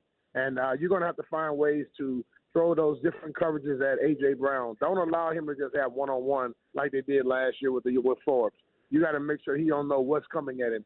Throw him some zones at him sometimes. Have a guy over the top. Make him have to think when he's out there instead of just running free as he did down the field last year. Is there any other part of this game, specifically a matchup, kind of the mentality of each of these teams, anything in particular to you that we haven't talked about that you think is really important, that's kind of top of mind for you as we approach kickoff tonight? Well, top of mind for me is special teams, to be honest with you. Last week, Brian, whoa, hold on. Special teams? Come on now. Think about it, Craig. Last week you had 2 muffs. You lost one. You have to be sure with the football. Okay, and I think if we can try to find a way to do something to them and get an advantage, it'll help us out. Cyber's not playing tonight. Okay, we have Gonzo in there, so we need him to continue as he was last week. Be consistent with the ball. Knock things through the uprights when you have to. But the ultimate thing is you cannot have those turnovers, especially when you're when you're backed up like that. You give the ball to somebody on a 10, that's 7 points more than likely. So you have to be protected of the ball. I know they worked on OZ all week, and I hope they stuck with him. So I hope he comes out there this week and be a lot better with it, because last week, that was tough. Yeah, that was not good. It's pretty easy for anybody to evaluate him last week. Like two muff punts, you lose one of them. Okay, I thought it was interesting that Dan was like, "Well, you have to look at the whole body of work," because in my mind, I don't know that he's had some spectacular year as a punt returner. Brian, what have you made of Olamide Zaccheaus as a punt returner in 2024? Well, I think he's just been sometimes you get guys where they're unsure of the catch on the punt, and then I think also what I've seen with him, he kind of gets his feet flat. And the thing about punts now, and a lot of leagues, a lot of players are going to these left-footed punters, a different spin on the ball. That ball's coming down. It gets from 5 to 6 yards to you. It can still move. And a lot of guys have to reach outside their body, or they try to catch it too high. If that ball hits you in those shoulder pads, it's going to bounce off of you. So you need to be able to move back and slide yourself around to make sure that you feel it in the right spot. That little bread basket right below the chest and right above the waist. That's where you try to catch most of the punts. Hopefully, if he's got any last-minute questions, he'll find you. But these guys have been doing it a long time. Going to be a huge, huge part of the game tonight for sure. Brian will be on the Commanders pregame coverage on all of their YouTube channels and all that kind of good stuff. And then again tomorrow with JP, 10 a.m. to 2 p.m. on 106.7 The Fan. B-Mitch, always a pleasure. Enjoy the game tonight, man, and we'll talk to you down the line. All right, brother. Take care, man. That's Brian Mitchell with us here on the Hoffman Show live from Philadelphia. When we get back here on the Team 980, what would a win mean tonight for Washington? What would a loss mean tonight for Washington? Then our pick 6 at 6 here on the Hoffman Show.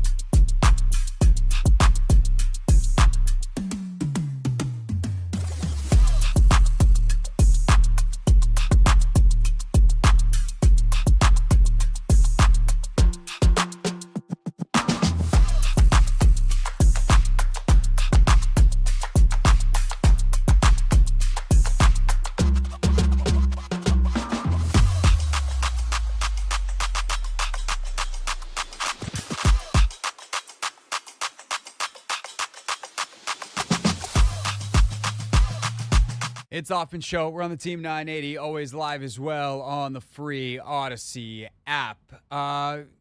We are going to talk to Chris Russell coming up in about 45 minutes. Anthony, anybody else that we're waiting to hear from right now on the guest front? No. I mean, only people we're waiting to hear from Commanders PR and Steelers PR. I mean, Eagles PR. With the injury report. Yeah. Yeah, which comes 90 minutes before kickoff. Yeah, So that about too. an hour from right now. Yeah. Yeah. Yeah. Yeah. All right. So here's the question I have right now for you, Anthony, / one for me to answer myself. If the Commanders win, then blank. If you are the Commanders and you lose, then blank. And it's really not even if you are the Commanders. If the Commanders win, blank, fill in the blank. If the Commanders lose, fill in the blank. Which one do you want to fill in first? I would like to fill in if the Commanders lose first. Be my guest. I think if the Commanders lose, I think questions about Cliff Kingsbury may arise. Ooh, I see. I think where you're going with this. Keep going. I'm just saying, again, we saw Cliff in Arizona. We saw the hot starts that they used to get out to, 7-1, 6-0, things of that nature. And I'm going to say the offense the last couple of weeks hasn't looked as pristine as it did to start the season. And I'm not sure if teams have caught on to, what Cliff was accustomed to doing early in the season. And if the offense isn't clicking, because I think after the first 4 weeks, everybody was saying, all right, the offense is going to win this game. As long as we got Jaden Daniels, that's what John Allen said. As long as you got Jaden Daniels, you have a chance. But Jaden Daniels hasn't been able to, utilize his legs. He hasn't had, I guess he's missed on a couple of throws, but the offense still hasn't looked the part that it did early in the season. So I think if we lose, questions about the offense may arise. That is a really interesting and I think worthy discussion point as a hypothetical. Because the Commanders, look, their scoring has not exactly tailed off outside of the Chicago game, right? They scored 27 against Pittsburgh. Yep. They scored 27 against the Giants and took a knee at the 1-yard line at the end, so they could have easily gotten 30. They scored 18 against Chicago, and they scored 40 in the game he got hurt in against Carolina. So they haven't exactly really slowed the scoring trend unless you say, well, hey, they scored 38, 42, 34, and then since then they've only scored 40 once. Oh, boo-hoo. They've only scored 30 once. But again, we have the caveat of the Giants game where they took a knee at the end when they were on the 1-yard line and could have just as easily gotten across the 30 threshold. I do think that there is some the reason I think that is interesting, despite those numbers not really changing that much, is I think there is some truth to your larger point. I think that there are some things the Commanders did earlier in the year that teams have latched onto. For instance, Logan talked about this one on Take Command because I asked him about it, and he was just like, yep, nope, this could be a theory. The Commanders love to call screens on the fringe of the red zone. So they get in that high red, like 20, between the 20 and the 40, right? Just get in the strike zone, if you will. They love a screen there. And they probably even love a screen on like second and whatever, more specifically. I'd have to go back and look at the down distances. But teams that employ the types of like advanced scouting and whatever, like that's part of the things that they take notes on when they present certain situational football stuff in the team meetings. Like they've had their defensive quality control coach go and chart every single situation and screen and this. And it's like, they like to run screens in XYZ. And second and long, they love to blah, blah, blah. I just haven't done that amount of detail because my full-time job isn't to pour through every single snap of the Commanders at all times and then present it in a defensive meeting. But definitely that high red area is an area where teams are on the cliff. So what's the solution? He can call screens in other areas of the field, and he can stop calling them there. Just for now, mix it up. Or can you even do some kind of fake screen and leak someone upfield? Or, they've tried some other stuff where they try to fake one way, fake this way, come back the other way type of deal. Actually kind of wonder. I think the screen that Jaden got sacked on last week was just got blown up. Yeah, but there's also a chance that was a quarterback draw where they tried to screen both sides and basically get everyone to run out of the way and then let Jaden run up the middle. And it just got sniffed out. So like there are definitely aspects that Cliff is, they're onto him. But Cliff has said, and Dan has said, like, hey, if you think you've seen our whole playbook, like, you don't know what's coming. So they seem to have some stuff in the bag. The question is, in game, in the heat of battle, can they pull out the different stuff at the right spot? I also do think that this defense is somewhat this offense, like, the floor is really high, I guess is how I would say, because Jaden is just super accurate. The scrambling, assuming that gets back. All of that stuff just puts a floor underneath you where you can still, oh my God, they're on to us. We only scored 25 a game instead of 35. Yeah. 25 a game still puts you as a top 10 offense in the NFL. No questions. But I do think that if they want to be the best version of themselves, and if they want the defense, who actually is playing down in, down out, far better than they were earlier in the season, to be at their absolute best, they need that support from the offense. And so I think that's a really, really interesting and good point. One that if they lose, hopefully we don't have to do this, but we should come back to tomorrow. Yeah, I mean, I don't think it should be blown out of proportion. I think the offense is doing, putting up enough numbers, but at the same, to like your point, we're leaning primarily on the offense to carry us through these games. I'm not saying we can ignore what the defense is doing, but our main focus has been the offense all season long. No doubt about it. If the Commanders win, then what? What's the short version of this? Then we get to our pick 6 at 6. If the Commanders win, everybody in the NFC in the NFC needs to be on notice. We lost to the Steelers coming off a bye week by 1 point without our lead horse in Brian Robinson and a starting tackle and a half. Yeah, exactly. And then we went out here and beat the Eagles, who have been playing as good as any team the last 5 weeks, offensively and defensively.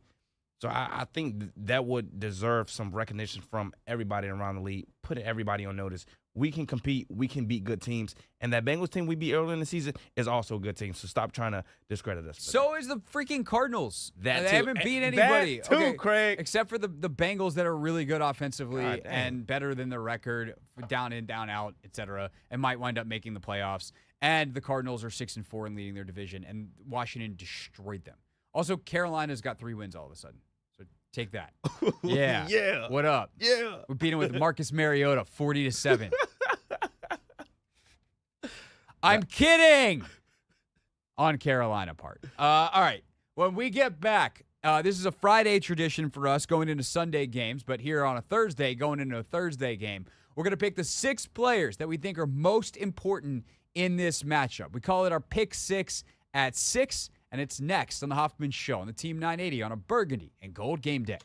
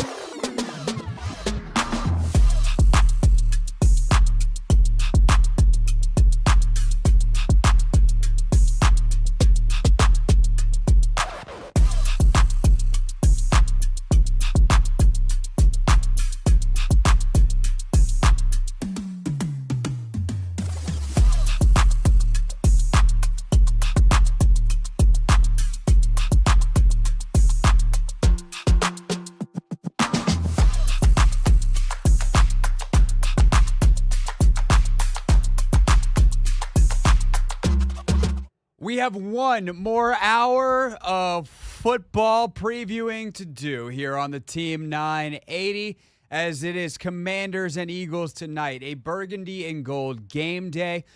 We have Terps Talk coming up at 7 o'clock following us here on the Team 980. Plenty of pregame over on 106.7 The Fan. We got a Take Command episode that if you haven't checked it out yet is worth your time after we get done tonight here on the radio as well with me and Logan. So on demand, on your radio, between The Fan and us here at the Team 980, we got you covered here from Odyssey Sports. All right. So, with that said, Anthony, the way we do this on Fridays on our show, leading into the game, traditionally our last show before the game, is that at 6 o'clock, we pick 6 players that we think will be most important to the game. Well, doing that tomorrow on a Friday doesn't really do us a whole lot of good. So, tomorrow, we'll be reviewing the 6 players we picked today. It's time for the Pick 6. The 6 biggest Commander storylines. It is caught! Delivered at 6 o'clock sharp. It's the Pick 6 at 6. We set out to find a leader, someone who could take this franchise to the next level, and build an elite team that consistently competes for championships. All right, let's fire away, Ant. We're going to say you're first on the tee this week. I don't know whose actually turn it is to go first. We don't have time to waste, so it's your turn to go first. Number 1. All right, number 1, we haven't said this guy's name in a very long time, Craig. His name is Daron Payne. Oh! I'm going with Daron Payne to start. So we saw him make flashes last week against the Steelers. Again, we want consistency when it comes to Daron Payne. This guy's he's the highest paid player on the defense. And I'm not going to say like he hasn't like lived up to like, what he's being paid, but I think there's more to be desired, to be honest, from Daron Payne. They have a potent rush attack in Saquon Barkley, so I'm expecting Daron Payne to at least make some plays in the run game. But also, when it comes to passing, he has I think he has one of the more favorable matchups considering who they have at left tackle and right tackle. He's going to be going up against Mekhi Becton. And there's a reason they moved him inside. He wasn't quick enough, wasn't, strong enough. I think Daron Payne, with his quickness, can take advantage of Mekhi Becton on the inside when it comes to passing. So that is definitely one of the matchups to watch.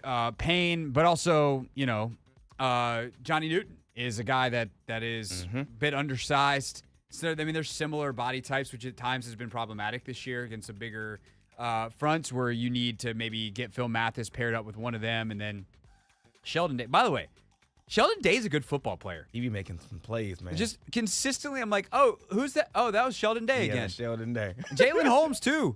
Like, when those reserves get in, like, they're playing really, really good football.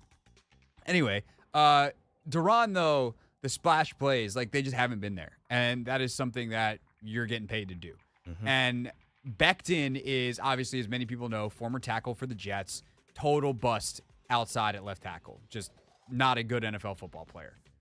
He's been unbelievable at right guard. Like, he has moved inside. He's too big to be playing guard except for the part where he's doing it. And so instead, he is just absolutely crushing people, especially in the run game. Yeah. And so it is literally a styles make fights type of thing where you have the quickness of Daron versus the size of Becton. And Duran's got to make that an advantage. The problem is sometimes that involves like jumping out and, Bobby's going to be really, really good behind it. Luvu's going to be really good behind it because if Daron jumps inside and he gets pinned, well, now you have a big gap. And, Dorrance Armstrong, if he sees that, then maybe he can squeeze that down. So those guys have gotten better and better and better at playing together, both the line is a unit and the first and second levels together.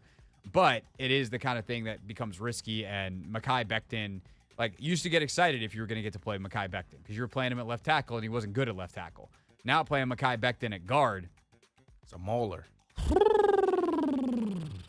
They're good at coaching O-linemen there, too. Jeff Stoutland, maybe the best in the league. All right. We haven't said this guy's name in a while either. Number 2. Most important player for the Washington Commanders tonight is Brian Robinson. Look, he's been hurt, and it's affected everything. They have not been running. And by the way, just for those that are new, we cannot pick the quarterbacks. That is written into the rules. We are not being obtuse. We are not trying to be too cute by half and not picking Jaden Daniels and Jalen Hurts. But we are not allowed to pick the quarterbacks. But in picking Brian Robinson, I am on some level picking a quarterback because Jaden Daniels' run game is very heavily affected by Brian Robinson's presence. When he runs that zone read and Brian Robinson is the guy that he is either giving the ball to or pulling it from, defenses are going to react differently. They have to. By nature, the way a zone read is set up is that you have a numbers advantage for whoever has the ball if you read it correctly. You leave a player unblocked. That player takes himself out of the play, and then either the quarterback pulls it and you have 1-on-0, or maybe you have like an arc blocker or something come across and you have one lead blocker out in front on like one safety and then whoever an unblocked player on the back end is. But you can typically get 5-10 yards without much contact just because you faked out the entire defense. If the defender who is unblocked on purpose stays with the quarterback, well, now there's no backside pursuit. You can block up everything on the front side, and as long as everyone hits their blocks, you should have a crease and a potential big running play, or at least 5-6 yard gain without a whole lot of resistance. You're willing to take that risk with Austin Eckler and with Jeremy McNichols and Chris Rodriguez a lot more on that front side because there's a chance that you just get one defensive lineman to win and it's a 2-yard gain and that guy stopped in his tracks. Trying to arm tackle Brian Robinson for a 2-yard gain fighting off a block ain't going to work quite as well. That's at least he's falling forward for 4, if not breaking it and getting through to the second level. B-Rob's timing is the best of these backs. He's just the best running back they have. And so what he can do in the zone read game, what he can do in the run game overall is enormous. It completely changes the math of the defense. And I think that getting him going is the key to their offense, looking back like their offense was looking previously, which was, a top 3 offense in the NFL. Yeah, I'm so excited for him. So excited, man. Let's get it, B-Rob. Let's go, B-Rob. Number 3. All right, who you got number 3, Anthony? Number 3, I'm torn. Should I go offense or defense? You got 2 more selections, so maybe you go one of each. All right. Well, number 3, I'm going to go Benjamin St. Juice. And I think this is a game where Benjamin St. Juice can, forget about, the play that he gave up against the Steelers. Because outside of that play, outside of the huge catch that Pickens had on the sideline, which was an amazing ball by Russ, he outgraded all of our other corners. So I just think for him, this being a game where he can get his confidence back. Granted, he is going up against A.J. Brown, who torched us last season. Let's have a redemption kind of game where, you're not giving up 125 yards. Maybe you give up 40, 50. I'll take that as a win, maybe even 60. But as long as we do our job, keeping him in check and not getting defensive PIs down the field, he is acceptable against all of the DPIs. So I just limit those as best as he can. Yeah, there's just no way around it. They can't win if he doesn't play well. Yeah. And that is both play well on the down in, down out basis that he has been for a lot of downs, and then don't make the big mistakes. I'll even live with a 7-yard PI on a slant. Yeah. Like that's your free space on a bingo card. If he gives up that, okay, whatever. Don't give up a 45-yarder down the field when you're in good position. If you just don't freak out when the ball's in the air and just go, my hands are up, or God forbid, turn around and try to catch the thing, don't give up that penalty. And certainly don't give up that catch. And if you can just do that, then they've got a chance. But they're going to take deep shots. He's got to play well. And I'm very curious to see what the positions are. To me, his best coverage, if you will, is cover 2. When he's a cover 2 corner, he's got a really good feeling for space in that coverage. So as a cover 2 corner, you're the flat player typically. So you're the most outside player along the sidelines, and you're responsible for basically the line of scrimmage back to about 15 yards. And often what happens is you have to split the space because routes are designed to make you commit either deep and then quick shallow ball and then a guy's in space running, or try to get you to cheat up on the shallow route and then they try to dot one over your head in front of the safety 15, 18 yards down on the sideline. That's called the honey hole shot. And a lot of route concepts try to get to that area on the field. And he's pretty good at playing both, where he can be underneath a higher route and discourage that throw, or even he's made a couple plays on some balls this year on that. And he's been very, very good rallying and tackling. So if you throw the ball to the flat, as soon as that receiver catches it, St. Juice is there and he tackles and does exactly what he's supposed to do. And so I would try to get him in those situations as much as possible. Obviously, you're also probably going to be running down the sideline some, and hopefully with some help over the top if AJ is running a go route against your cover two. But you have someone over the top, and hope that guy's in position to where Jalen doesn't even think about making the throw. But Devontae also on the other side, same thing. And there's just going to be times where in the game you want to mix it up. And whether you're in a cover three situation where it essentially becomes man-to-man on the outside on a go route, or you're having to chase someone across the field because they called a man pressure and the pressure doesn't get home, those can't be big plays. And, if you put it this way, if you see a corner chasing a guy across the field and it feels a little late in the down, that was the fault of the pass rush. But if he then runs away completely and there's just no connection, well, that's a mistake by both. If a guy gets beat pretty quickly or a guy gets beat on the outside, yeah, that's probably on the corner. So he's got to play well. There's no way about it. He hasn't played well enough this season for what they've needed. But he's also probably played better than the rest of their corners. So that is the conundrum that they are in. Hopefully everybody keeps growing and getting better. And then hopefully, starting with the Cowboys in a couple weeks, everybody gets to bump down a slot because Marshawn Lattimore's there anyway. And there's a reason that they traded for the guy. All right, when we get back, our last three players in our pick six. Who else do we think is key tonight between the Commanders and Eagles? Our preview continues next on a Burgundy and Gold game day.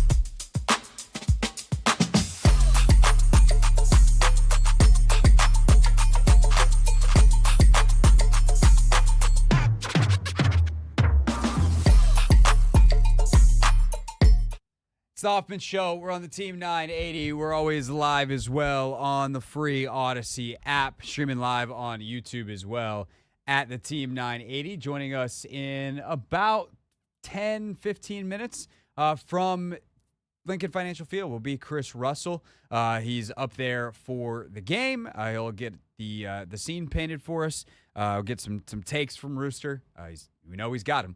So that'll be coming up at 6:30. And then probably actually during that interview, right at the very end, if not immediately after, we will have the inactive report for you. So very much looking forward to that. And I kind of wish we had it right now, Anthony, because I'm going to pick someone who's on it for number 4 as we continue our pick 6 at 6. Number 4. Number 4, Anthony, is Andrew Wiley. Andrew Wiley. He's not as good of a football player as you'd pick if you could have any right tackle in the history of the NFL. No, that'd be the Eagles' right tackle. That'd be Lane Johnson.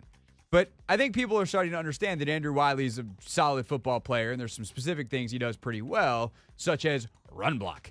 And in this particular scheme, they have done a great job this year of getting Wiley out in space as a lead blocker on runs. A lot of their best run this year has been GT, guard tackle, where the guard and the tackle pull and get out in front, and they're the league blockers. And that's because Andrew Wiley is a mobile big man who's strong, and he makes contact with people. And also his timing with the tight ends and with Sam Cosmi on either side of him, really, really good. Last week, big plays, big problems. And he was definitely missed last week as Trent Scott had to fill in at right tackle. So for me, getting Wiley back, one, allows you to be a little more balanced in how you chip help and some of the things they had to do last week. Although, thank God you're not facing TJ Watt again, but there's some decent edge rushers there in in Philly. But more importantly, I'm 2 for 2 run game style right now. Getting Wiley back in the run game should make them way more effective. And then obviously we'll see, Lucas and Coleman are both questionable. I'm assuming that Coleman will go and be the full-time starter on the other side. But it does allow you to kind of reconfigure some of the help that you had to send Trent Scott's way last week. Yeah, how do you think the Wiley Bryce Huff matchup fares? So here's the thing about Bryce Huff. They've actually stopped using him as much. Okay. Down in, down out.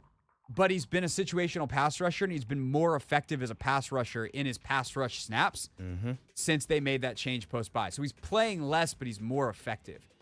I think that's a good matchup for Huff because he's got speed, and sometimes that can be a problem for Wiley, those quick losses inside. So Wiley's just got to be disciplined. Like, do not overset. A quicker guy, overset, he hits that inside move. That's a problem. But also, there's times Wiley gets bulled. So, a quicker guy that doesn't have that, like Brandon Graham, the bull rush, you got some different body types. Nolan Smith's the guy that runs a 4-3 playing on the outside. So, that can cause problems in your zone read game. So, the Philly's got really interesting guys on the edge, and they play that same 3-4 front that Pittsburgh played last week. So I think Bates and Sinnott become really important in some of this as well. And hopefully the fact that they just practiced all this stuff can help them, because some of the way that you assign the block and where the term that you'll hear is targeting. The way you target stuff in these fronts is a little bit different. And this will be the second week in a row that they have to do it. I don't know if I answered your question, but no, I think you did. I was just curious just because I do know how quick he is off the edge. And when he's with the Jets, this is the role he played. It was very situational. He wasn't down in, down out. And 100%. He's going to be fresh. And Josh Sweat on the other side is real good. Yeah. So we'll see how it goes, as they say. Number 5. So you've gone run game on the offensive side of the ball. I've predominantly gone defense. And I'm going to stay on the defensive side of the ball. I'm going to go, even though I do want to go with an offensive guy, I'm not, though. I'm going to go with Saquon Barkley. I think that's the obvious person that we haven't mentioned just yet. Yeah. Just because of how dangerous he is when he's healthy. When he is healthy, Craig, he is arguably a top 2-3 running back in the NFL. He's top 2. Top 2. He's top 2. He's probably number 2, but it also depends on what you want in your running back. He might be number 1. Yeah, I mean, when it comes to being all around, catching out the backfield, and just also breaking tackles, running between tackles, definitely top 2.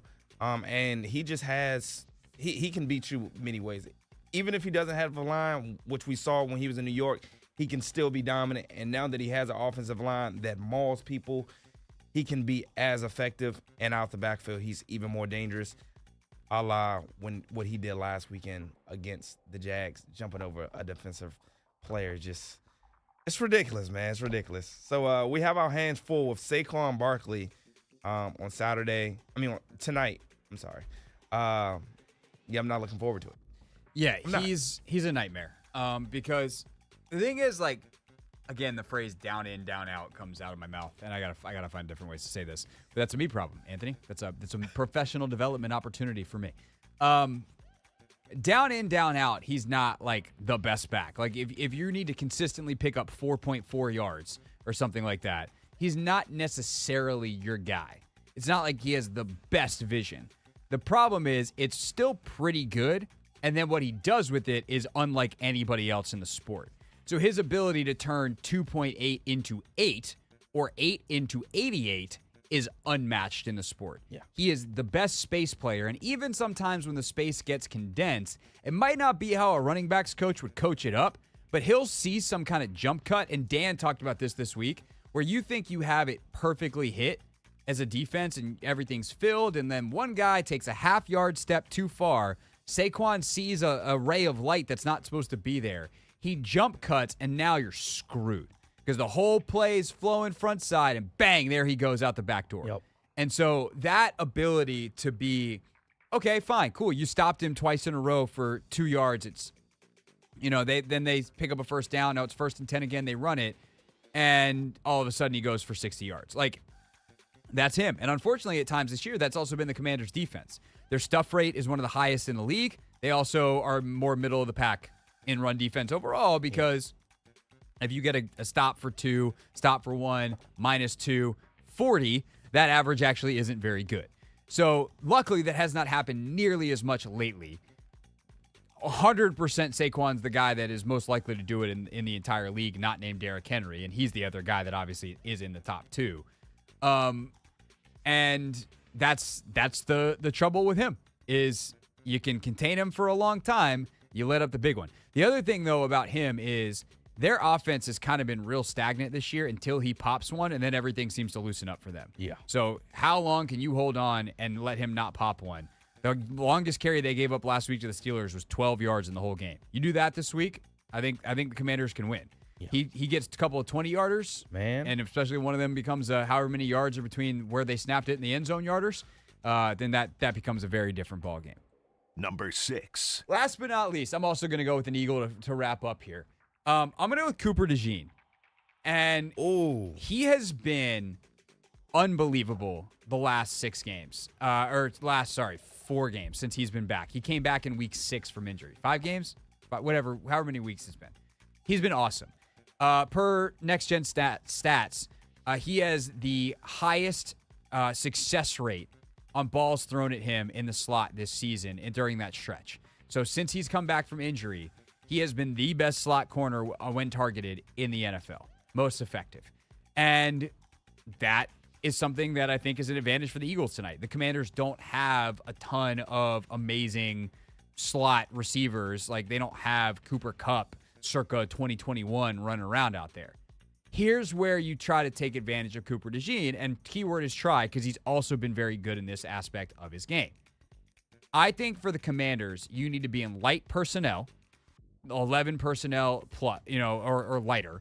So 3 wide receivers, 1 tight end, 1 running back.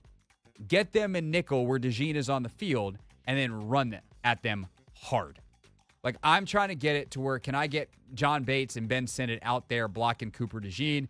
I'm telling OZ and whoever else is playing in the slot, like, that dude's going to be a bleepity bleep to block, but you got to do it.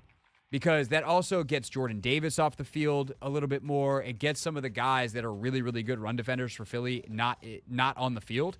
And if Cooper DeJean can just be another linebacker, be a great run player, like he's been for much of this stretch, then your run game's going to really struggle. If you can run at him and make him being a rookie nickelback a problem in the run game, now we're talking about some higher levels of success.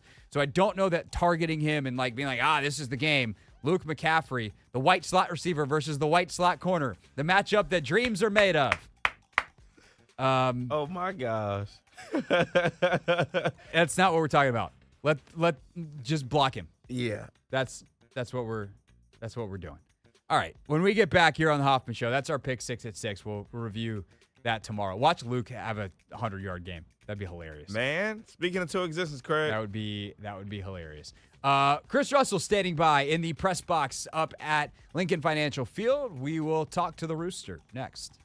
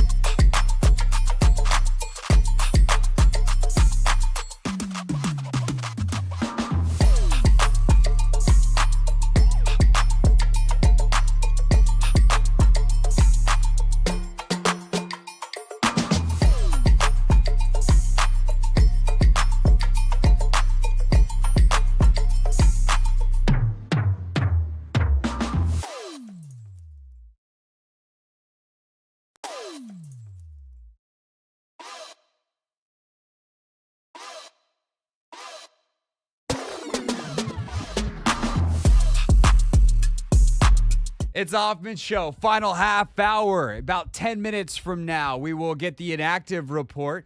Perhaps they'll just plop it down in front of Chris Russell up there in the press box in Philadelphia. Have to wait for it via email. Chris gets it hand-delivered. The Rooster joins us now from Lincoln Financial Field. Chris, how are you, sir? I'm doing good. How are you? I don't know if they're going to actually do that because we're kind of like, you've been in this press box before. We're kind of pushed over to the right, so hopefully they won't forget about us. But, it'll be interesting to see what it looks like and what exactly is happening. I mean, I've been kind of bouncing all over the place. I've been talking to a bunch of people, so I haven't exactly been paying attention to a lot of on-field stuff, but did see Marshawn Lattimore walking around pretty good earlier, about an hour ago or so. He's still not running, still not jogging, still not like getting loose or anything like that. So this thing might even be longer than all of us double anticipated. But well, we know that he was running earlier in the week, so that considering it's a hamstring is definitely a good sign. But we know he's out tonight. I think the big thing we're waiting on for the inactive report is the tackles, obviously, right. With Coleman, Wiley, and Lucas. Yeah, I think I see Wiley over there now.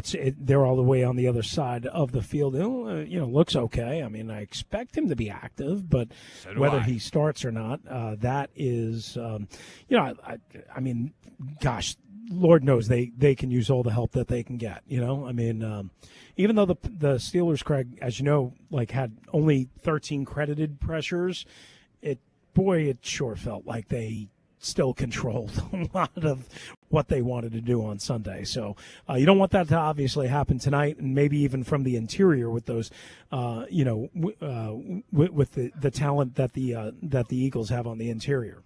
Yeah, no doubt about it. As you were walking around talking to folks, what's the most interesting conversation that you had that you can share, like a vibe about the game, because I don't know. I feel like a lot of Eagles folks are really interested with what's happening here in D.C., but I don't know that they think that this is a game that Washington's going to win by any stretch of the imagination. So what's kind of the general vibe you've been walking around talking to folks? It's interesting. I just ran into an old pal of mine that used to work in the scouting staff of the Commanders and Redskins and has been on the upper levels, just under Howie Roseman here, let's put it that way. And we're just talking about the culture change and whatever, and he's asking me how what it's like, and I think every people, media, and former players, and he and other that you run into and you just happen to know from just covering the league for so long are all fascinated by what's going on here, and the fact that we actually get to talk relevant football. And he was saying that he was saying to somebody currently in the Washington organization just a little while ago, hey, do you need something to go crazy? Do you need something to go haywire? Do you need something to go, kind of off the tracks because you guys are getting bored? And this person was like, nope. And I was like, I'm good. I've had enough of that. I care about winning football, and somehow if they can get a win tonight and surprise a lot of people, maybe not surprise themselves, but surprise a lot of people nationally and maybe even some locally, that's really good. That's really good for business, and that's what I care about. Yeah, no, absolutely. So if they're going to win tonight, how in your mind does the game have to go? So I haven't been able to listen to your show, so how dare you, I'm sorry, Chris? Bits and pieces throughout the week. So you probably covered this, but with Brian Robinson back, I think you want to obviously establish the run, yes, but also stay patient with it. And that means even if you come out and there's a couple of negatives or a no gain or whatever, don't abandon the run. Because I think if you're going to ask Jaden and these wide receivers and tight ends for that matter to go out and, expect them to carry the load if you're not going to be dedicated to running the football or committed to running the football like they have for the most part when Brian Robinson has been available, I think you're asking for too much, right? I think you're putting too much pressure on that offensive line, whatever it looks like. I think you're putting, too much pressure on a quarterback that, may still be filling the ribs, especially as the game goes along, maybe hitting a rookie wall because They've been at it for 16, 17 weeks in a row, including training camp, and is on the road in a primetime game. Not that he hasn't done that before. Obviously did it week 3 in Cincinnati. I think you're asking for too much. So to me, I really, really, really hope that they can have that early down, early run success so that Cliff can stay committed to it, work in other options, work in other things, quick game, pace, tempo, all that stuff, tempo by design, get all that stuff going so that you don't have to become one-dimensional, and then the Eagles can tee off. So Chris Russell's with us, of course, host of the Chris Russell Show before us daily, 1 to 4 here on the Team 980 and the Odyssey app. To me, the thing that is most scary, if you will, the scariest, I guess that's what my English teachers would have wanted me to say, Chris. The scariest is the other side of the ball. Mm-hmm. Is what do you do against a offense that has weapons literally everywhere? Yep. And so would you be heavier boxes trying to stop Saquon Barkley but leaving your guys alone on the outside? Are you just saying there is no way that we are leaving Benjamin St-Juste or Mike Sainristil or Noah Igbenogany on A.J. Brown? Like, how are you thinking about the aggressiveness dial if you're Joe Witt tonight? So to me, and I don't know if you will agree with this because, that's just what I kind of cooked up in my mind. I think they'll play conservatively to start and maybe the 2 safeties back and trying to see if they can stop the run that way, even though that's probably not success. Because, logically you would think, well, the last time they were in this situation with a mobile quarterback and a really good running back, albeit different, was Derrick Henry and Lamar Jackson, and they overcommitted, and they put 8 in the box in the first half, and they got killed by Zay Flowers, and then they had to make some adjustments, and that loosened up the box, and then Derrick Henry got to work. So you would think, right, okay, that kind of worked sort of in Baltimore. Well, maybe it didn't work as well, and maybe they say, you know what, let's keep everything in front of us. Let's try and take away the big explosives over the top. Let's try and play a little conservative, and maybe we'll send Jeremy Chin on a blitz like they did on the second or third series in which he drew actually a personal foul, and maybe we'll get a little creative and a little spicy at times and drop that 8th guy in the box as a blitzer, as a extra run defender on certain downs, certain situations. But I don't know if you can overcommit, Craig, unless you disagree, to playing 8 in the box the whole game and then ask, like you said, St-Juste, Sainristil, and Noah Igbenogany to take on A.J. Brown, Devontae Smith. Oh, and then you also still have to have an answer for Dallas Goedert as well. Yeah, I am very much limiting the amount that I'm leaving those guys on islands. Yeah. And, Washington has played in light boxes for a lot of the year. They know how to do it. And I think you have to live with 6 and 7 in the box and mostly 6 in the box and 2 high safeties and saying, if you're going to beat us, it's not going to be throwing deep balls outside the numbers because that's what you want to do. Yeah, I'm with you. Because also, Jalen he's not the most advanced passer. That's not to say he's not a good football player. The stuff he does well, he does at an exceptionally high level, but he doesn't have the most varied toolbox, and he's not Lamar. Lamar is a precision, can beat you anywhere on the field passer. Lamar is really one of one in terms of his eliteness as a runner and the extraordinarily high level of passer. And if there's anybody that's in his class so far this season has been Jaden Daniels, which is disgusting because Jaden's a rookie. But I know it's risky because Saquon is as capable as anyone in the league of busting a big run play, and you don't want to let him get going. But it's almost like damned if you do, damned if you don't. Yeah. But you remember, of course, the Baltimore, and I don't know if if it's the same situation in your eyes or not, but in that game, they overcommitted to stopping Lamar and Derrick Henry in the first half, and they did a pretty good job, but they got killed by Zay Flowers. Well, if you follow that exact game plan, aren't you going to probably get killed even worse by A.J. Brown and Devontae Smith and Dallas Goedert? I think that's the hard thing, though, because there's such different quarterbacks, Lamar and Jalen, and they're also very different types of receivers. Zay's ability to win quickly over the middle is, one, Lamar throws that stuff well. 2, Zay is exceptional at that. On the other hand, A.J. Brown can win anywhere, but he's much more dangerous outside the numbers, and Jalen doesn't throw the inside stuff as well. He doesn't see it as well, I guess I should really say. He's a guy that also holds the football forever. So I don't know. The problem is you're kind of reliant. To beat the Eagles, you need Jalen Hurts to have a bad day. Now, he's more likely to have a bad day than Lamar Jackson, but that is not really saying a whole lot because Jalen Hurts is still pretty darn good. Mm-hmm. So I don't know. That's why we get our salaries, Chris, and Joe Witt Jr. gets more. I'd rather not be Joe Witt Jr. tonight because he's going to have, like you said, a hard time figuring all this stuff out. But I think we're kind of on the same page. Play it maybe a little more conservatively at the beginning. Try not to get the lid blown off. Try and stay in the game. And to your point, like Jalen Hurts, if you can make him draw, 8, 9, 10 play drives, something like that. Yes, that takes time off the clock. Yes, that keeps your offense off the field, especially if they're converting on third down. But also you increase the chances just by sheer volume that they might make a mistake. And maybe that's how you survive in this game. And here's another way you survive. Like, how many times does Nick Sirianni go for it on, 4th and 2, 4th and 3, inside the 10, inside the 15-yard line? And if you can get a stop on that, it's essentially a takeaway. It's not a takeaway, but it's a turnover on downs, but it's essentially a takeaway. And then maybe you can build some momentum, for that. Now, again, that could work against you. You think you have him stopped and you think you have a field goal forced, and he goes for it and they convert. Obviously, it could flip the other way. But that's another way that maybe, just maybe, they can exchange a blow here and a blow there and keep themselves alive in this game midway through the fourth quarter. That's, I think, a great point as well. Chris Russell have full reaction tomorrow, 1-4 here on the Team 980. He's up there in Philly taking it all in. Rooster, appreciate your time, sir.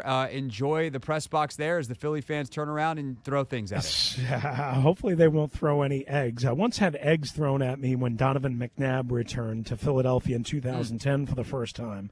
That was not fun. Hopefully there'll be no eggs thrown at the press box. And by the way, there's no inactives yet. As of this moment. But they're coming. They are coming imminently. Yes. Chris, thank you. Appreciate the time, Thanks, sir. Greg. Appreciate you. And actually, as we look at it right now, we do have the inactives for Washington's side of it. Austin Seibert, obviously inactive. Jeff Driscoll, the emergency third quarterback. Marshawn Lattimore. Chris Rodriguez is down today with Brian Robinson back. Dominique Hampton, Nick Bellore, and Chris Paul. So all three of the Washington tackles that were questionable are up and active. That is excellent news. We will see if we can get any more information here in the commercial break as we await any more details. Like, okay, Andrew Wiley was active last week. Is he actually going to start this week? So we'll get the latest injury news from Philadelphia next, and we'll wrap up the show and pick the game here on the Team 980 on a Burgundy and Gold game day.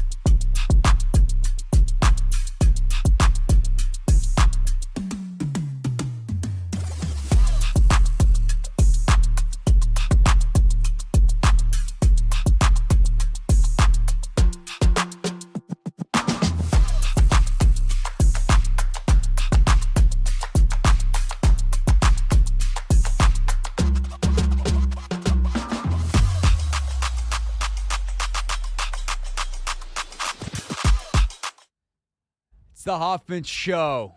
Wrapping up here on the Team 980, always live as well on the free Odyssey app. Again, coming up at 7 o'clock, Terps Talk with Coach Locks. So we got Maryland Talk and then getting into the Burgundy and Gold Game Day show tonight. The live shows over on 106.7 The Fan pregame and then during the show as well with Denton.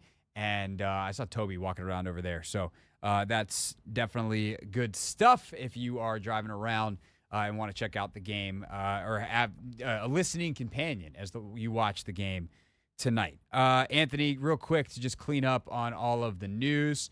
The inactives for the Eagles, no surprises. None of their big guys are out as expected. Tanner McKee is their third quarterback. Eli Ricks, Tristan McCollum, Darian Kennard, Trevor Keegan, and Nick Gates is the other inactive tonight. Dang, no Nick Gates. I know. Hey, old friend. Hey, old friend. Darn. I know. Darn. So we got about 5 minutes here, Anthony. Yes, sir. Any last things you want to bring up about this game? Nah, we're here, Craig. I'm not gonna lie. I do think B. Mitch changed my mind a little bit about the Commanders possibly getting blown out. In a good way or a bad way? In a good way. I don't think we're gonna get blown out. To be honest, Craig, I didn't think they were gonna get blown out. I want to switch my Wednesday picks. I had the Eagles blowing us out, so I took the Eagles minus 3.5. I think I want to take the Commanders plus the points. Is it too late, sir? Anthony, what day of the week is it? It's the day after Wednesday. Yeah. What day is the competition? Wednesday. So you answer your own question. Is it too late? Is it too late? Is it too... Craig, do you care for me?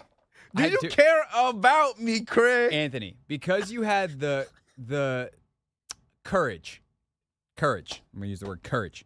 Because you had the courage to pick against the Commanders. I basically gave you a free game. I said if the Eagles win, then and I go 3-0, or if you're wrong and the Commanders win or cover even, because that's what we were talking about for Competition Wednesday. Yeah. And I go 3-0, and you go 2-1, we'll go to the tiebreaker. What you just asked makes me want to revoke that. I'm just saying, I feel good now. Like B. Mitch got my E up. What did Brian say when he joined us at 6:30 or at 5:30 for folks that want to rewind and listen on the Odyssey app? My big thing was short week. We're banged up, limited practice. Everybody else has had their bye week. We haven't. Week 14 bye. It's catching up to us. B. Mitch is like, all that stuff goes out the window. Like it can also be like, yes, there's a point of that, but also, by the second quarter, is that still true or are you tired? You're right. Like second quarter, third quarter. It could be, it could not be. Yeah. That's the nature of often in sports we forget that there's it's a workout. Yeah. And maybe I'm specially attuned to that because I also do sports performance training stuff. But at the end of the day, sometimes it's the conditioning. And sometimes it's really easy to see they were just tired. And I think sometimes, though, we turn that into psychology. And it's like, oh, he's tired. He didn't want it bad enough. If you're tired, dog, you're tired. Yeah. We've all been tired. Fatigue makes cowards out of us all. Yeah. And at some point, your body's just only got so much to give. And I do think this team, though, has done a good job of managing a lot of that stuff this year, the way they rotate. What's DQ always like to say? We got a big crew and we roll deep. Mm-hmm. They like to rotate their guys up front. They've managed some of their offensive linemen in rotation this year at the left tackle spot. Obviously, both those guys coming off injury, but you have that as an option. That wouldn't be a foreign thing if you want to limit their reps tonight. So there's a lot of different ways they can go about managing that stuff. Their receivers, they rotate a lot. But at the end of the day, I'm much more scared about the talent than the fatigue. The Eagles played, although it wasn't exactly the world's toughest game, they did play late, and they played in Dallas and had to fly back. Yeah. I would even though the Eagles are at home, the flight to Philly is nothing. Commanders did that yesterday afternoon. Like that's a nothing burger. Like 15 I would rather, from a travel fatigue whatever standpoint, be Washington, like specific to this week, and have played in the earlier window and not gotten home super late after a 4:00 game in Dallas. But at the same time, like I'd rather have the Eagles roster. Yeah. All right, we have a minute left in the show. Prediction time. The rubber is now meeting the road. Anthony, you picked the Eagles on Competition Wednesday with points. Yep. Now is your official game pick straight up. Are you just gonna hedge, or are you gonna stick with Philly? I'm sticking with Philly still. Okay. I think it's gonna be a closer game. I'm gonna take Eagles 31, Commanders 28. Everyone's stealing my scores this week. That's your score? I did another show where I initially was going to say like 27-24, and the other person that I was on with said that, and I was like, I'll go 31-28 to mix it up. And now here you are taking 31. So screw it. It's my show. My name's on it. I'm going with the Eagles, 27-24, maybe a little bit lower scoring than some folks think. Okay. I hope it's as fun of a game as we got last Thursday. That Bengals Ravens game was one of the all-timers. Yeah, it's good. It should be a fun one. We'll talk about it tomorrow. Hope that we're wrong. Hope we're talking about a victory Friday. We will see you then back here on the Team 980.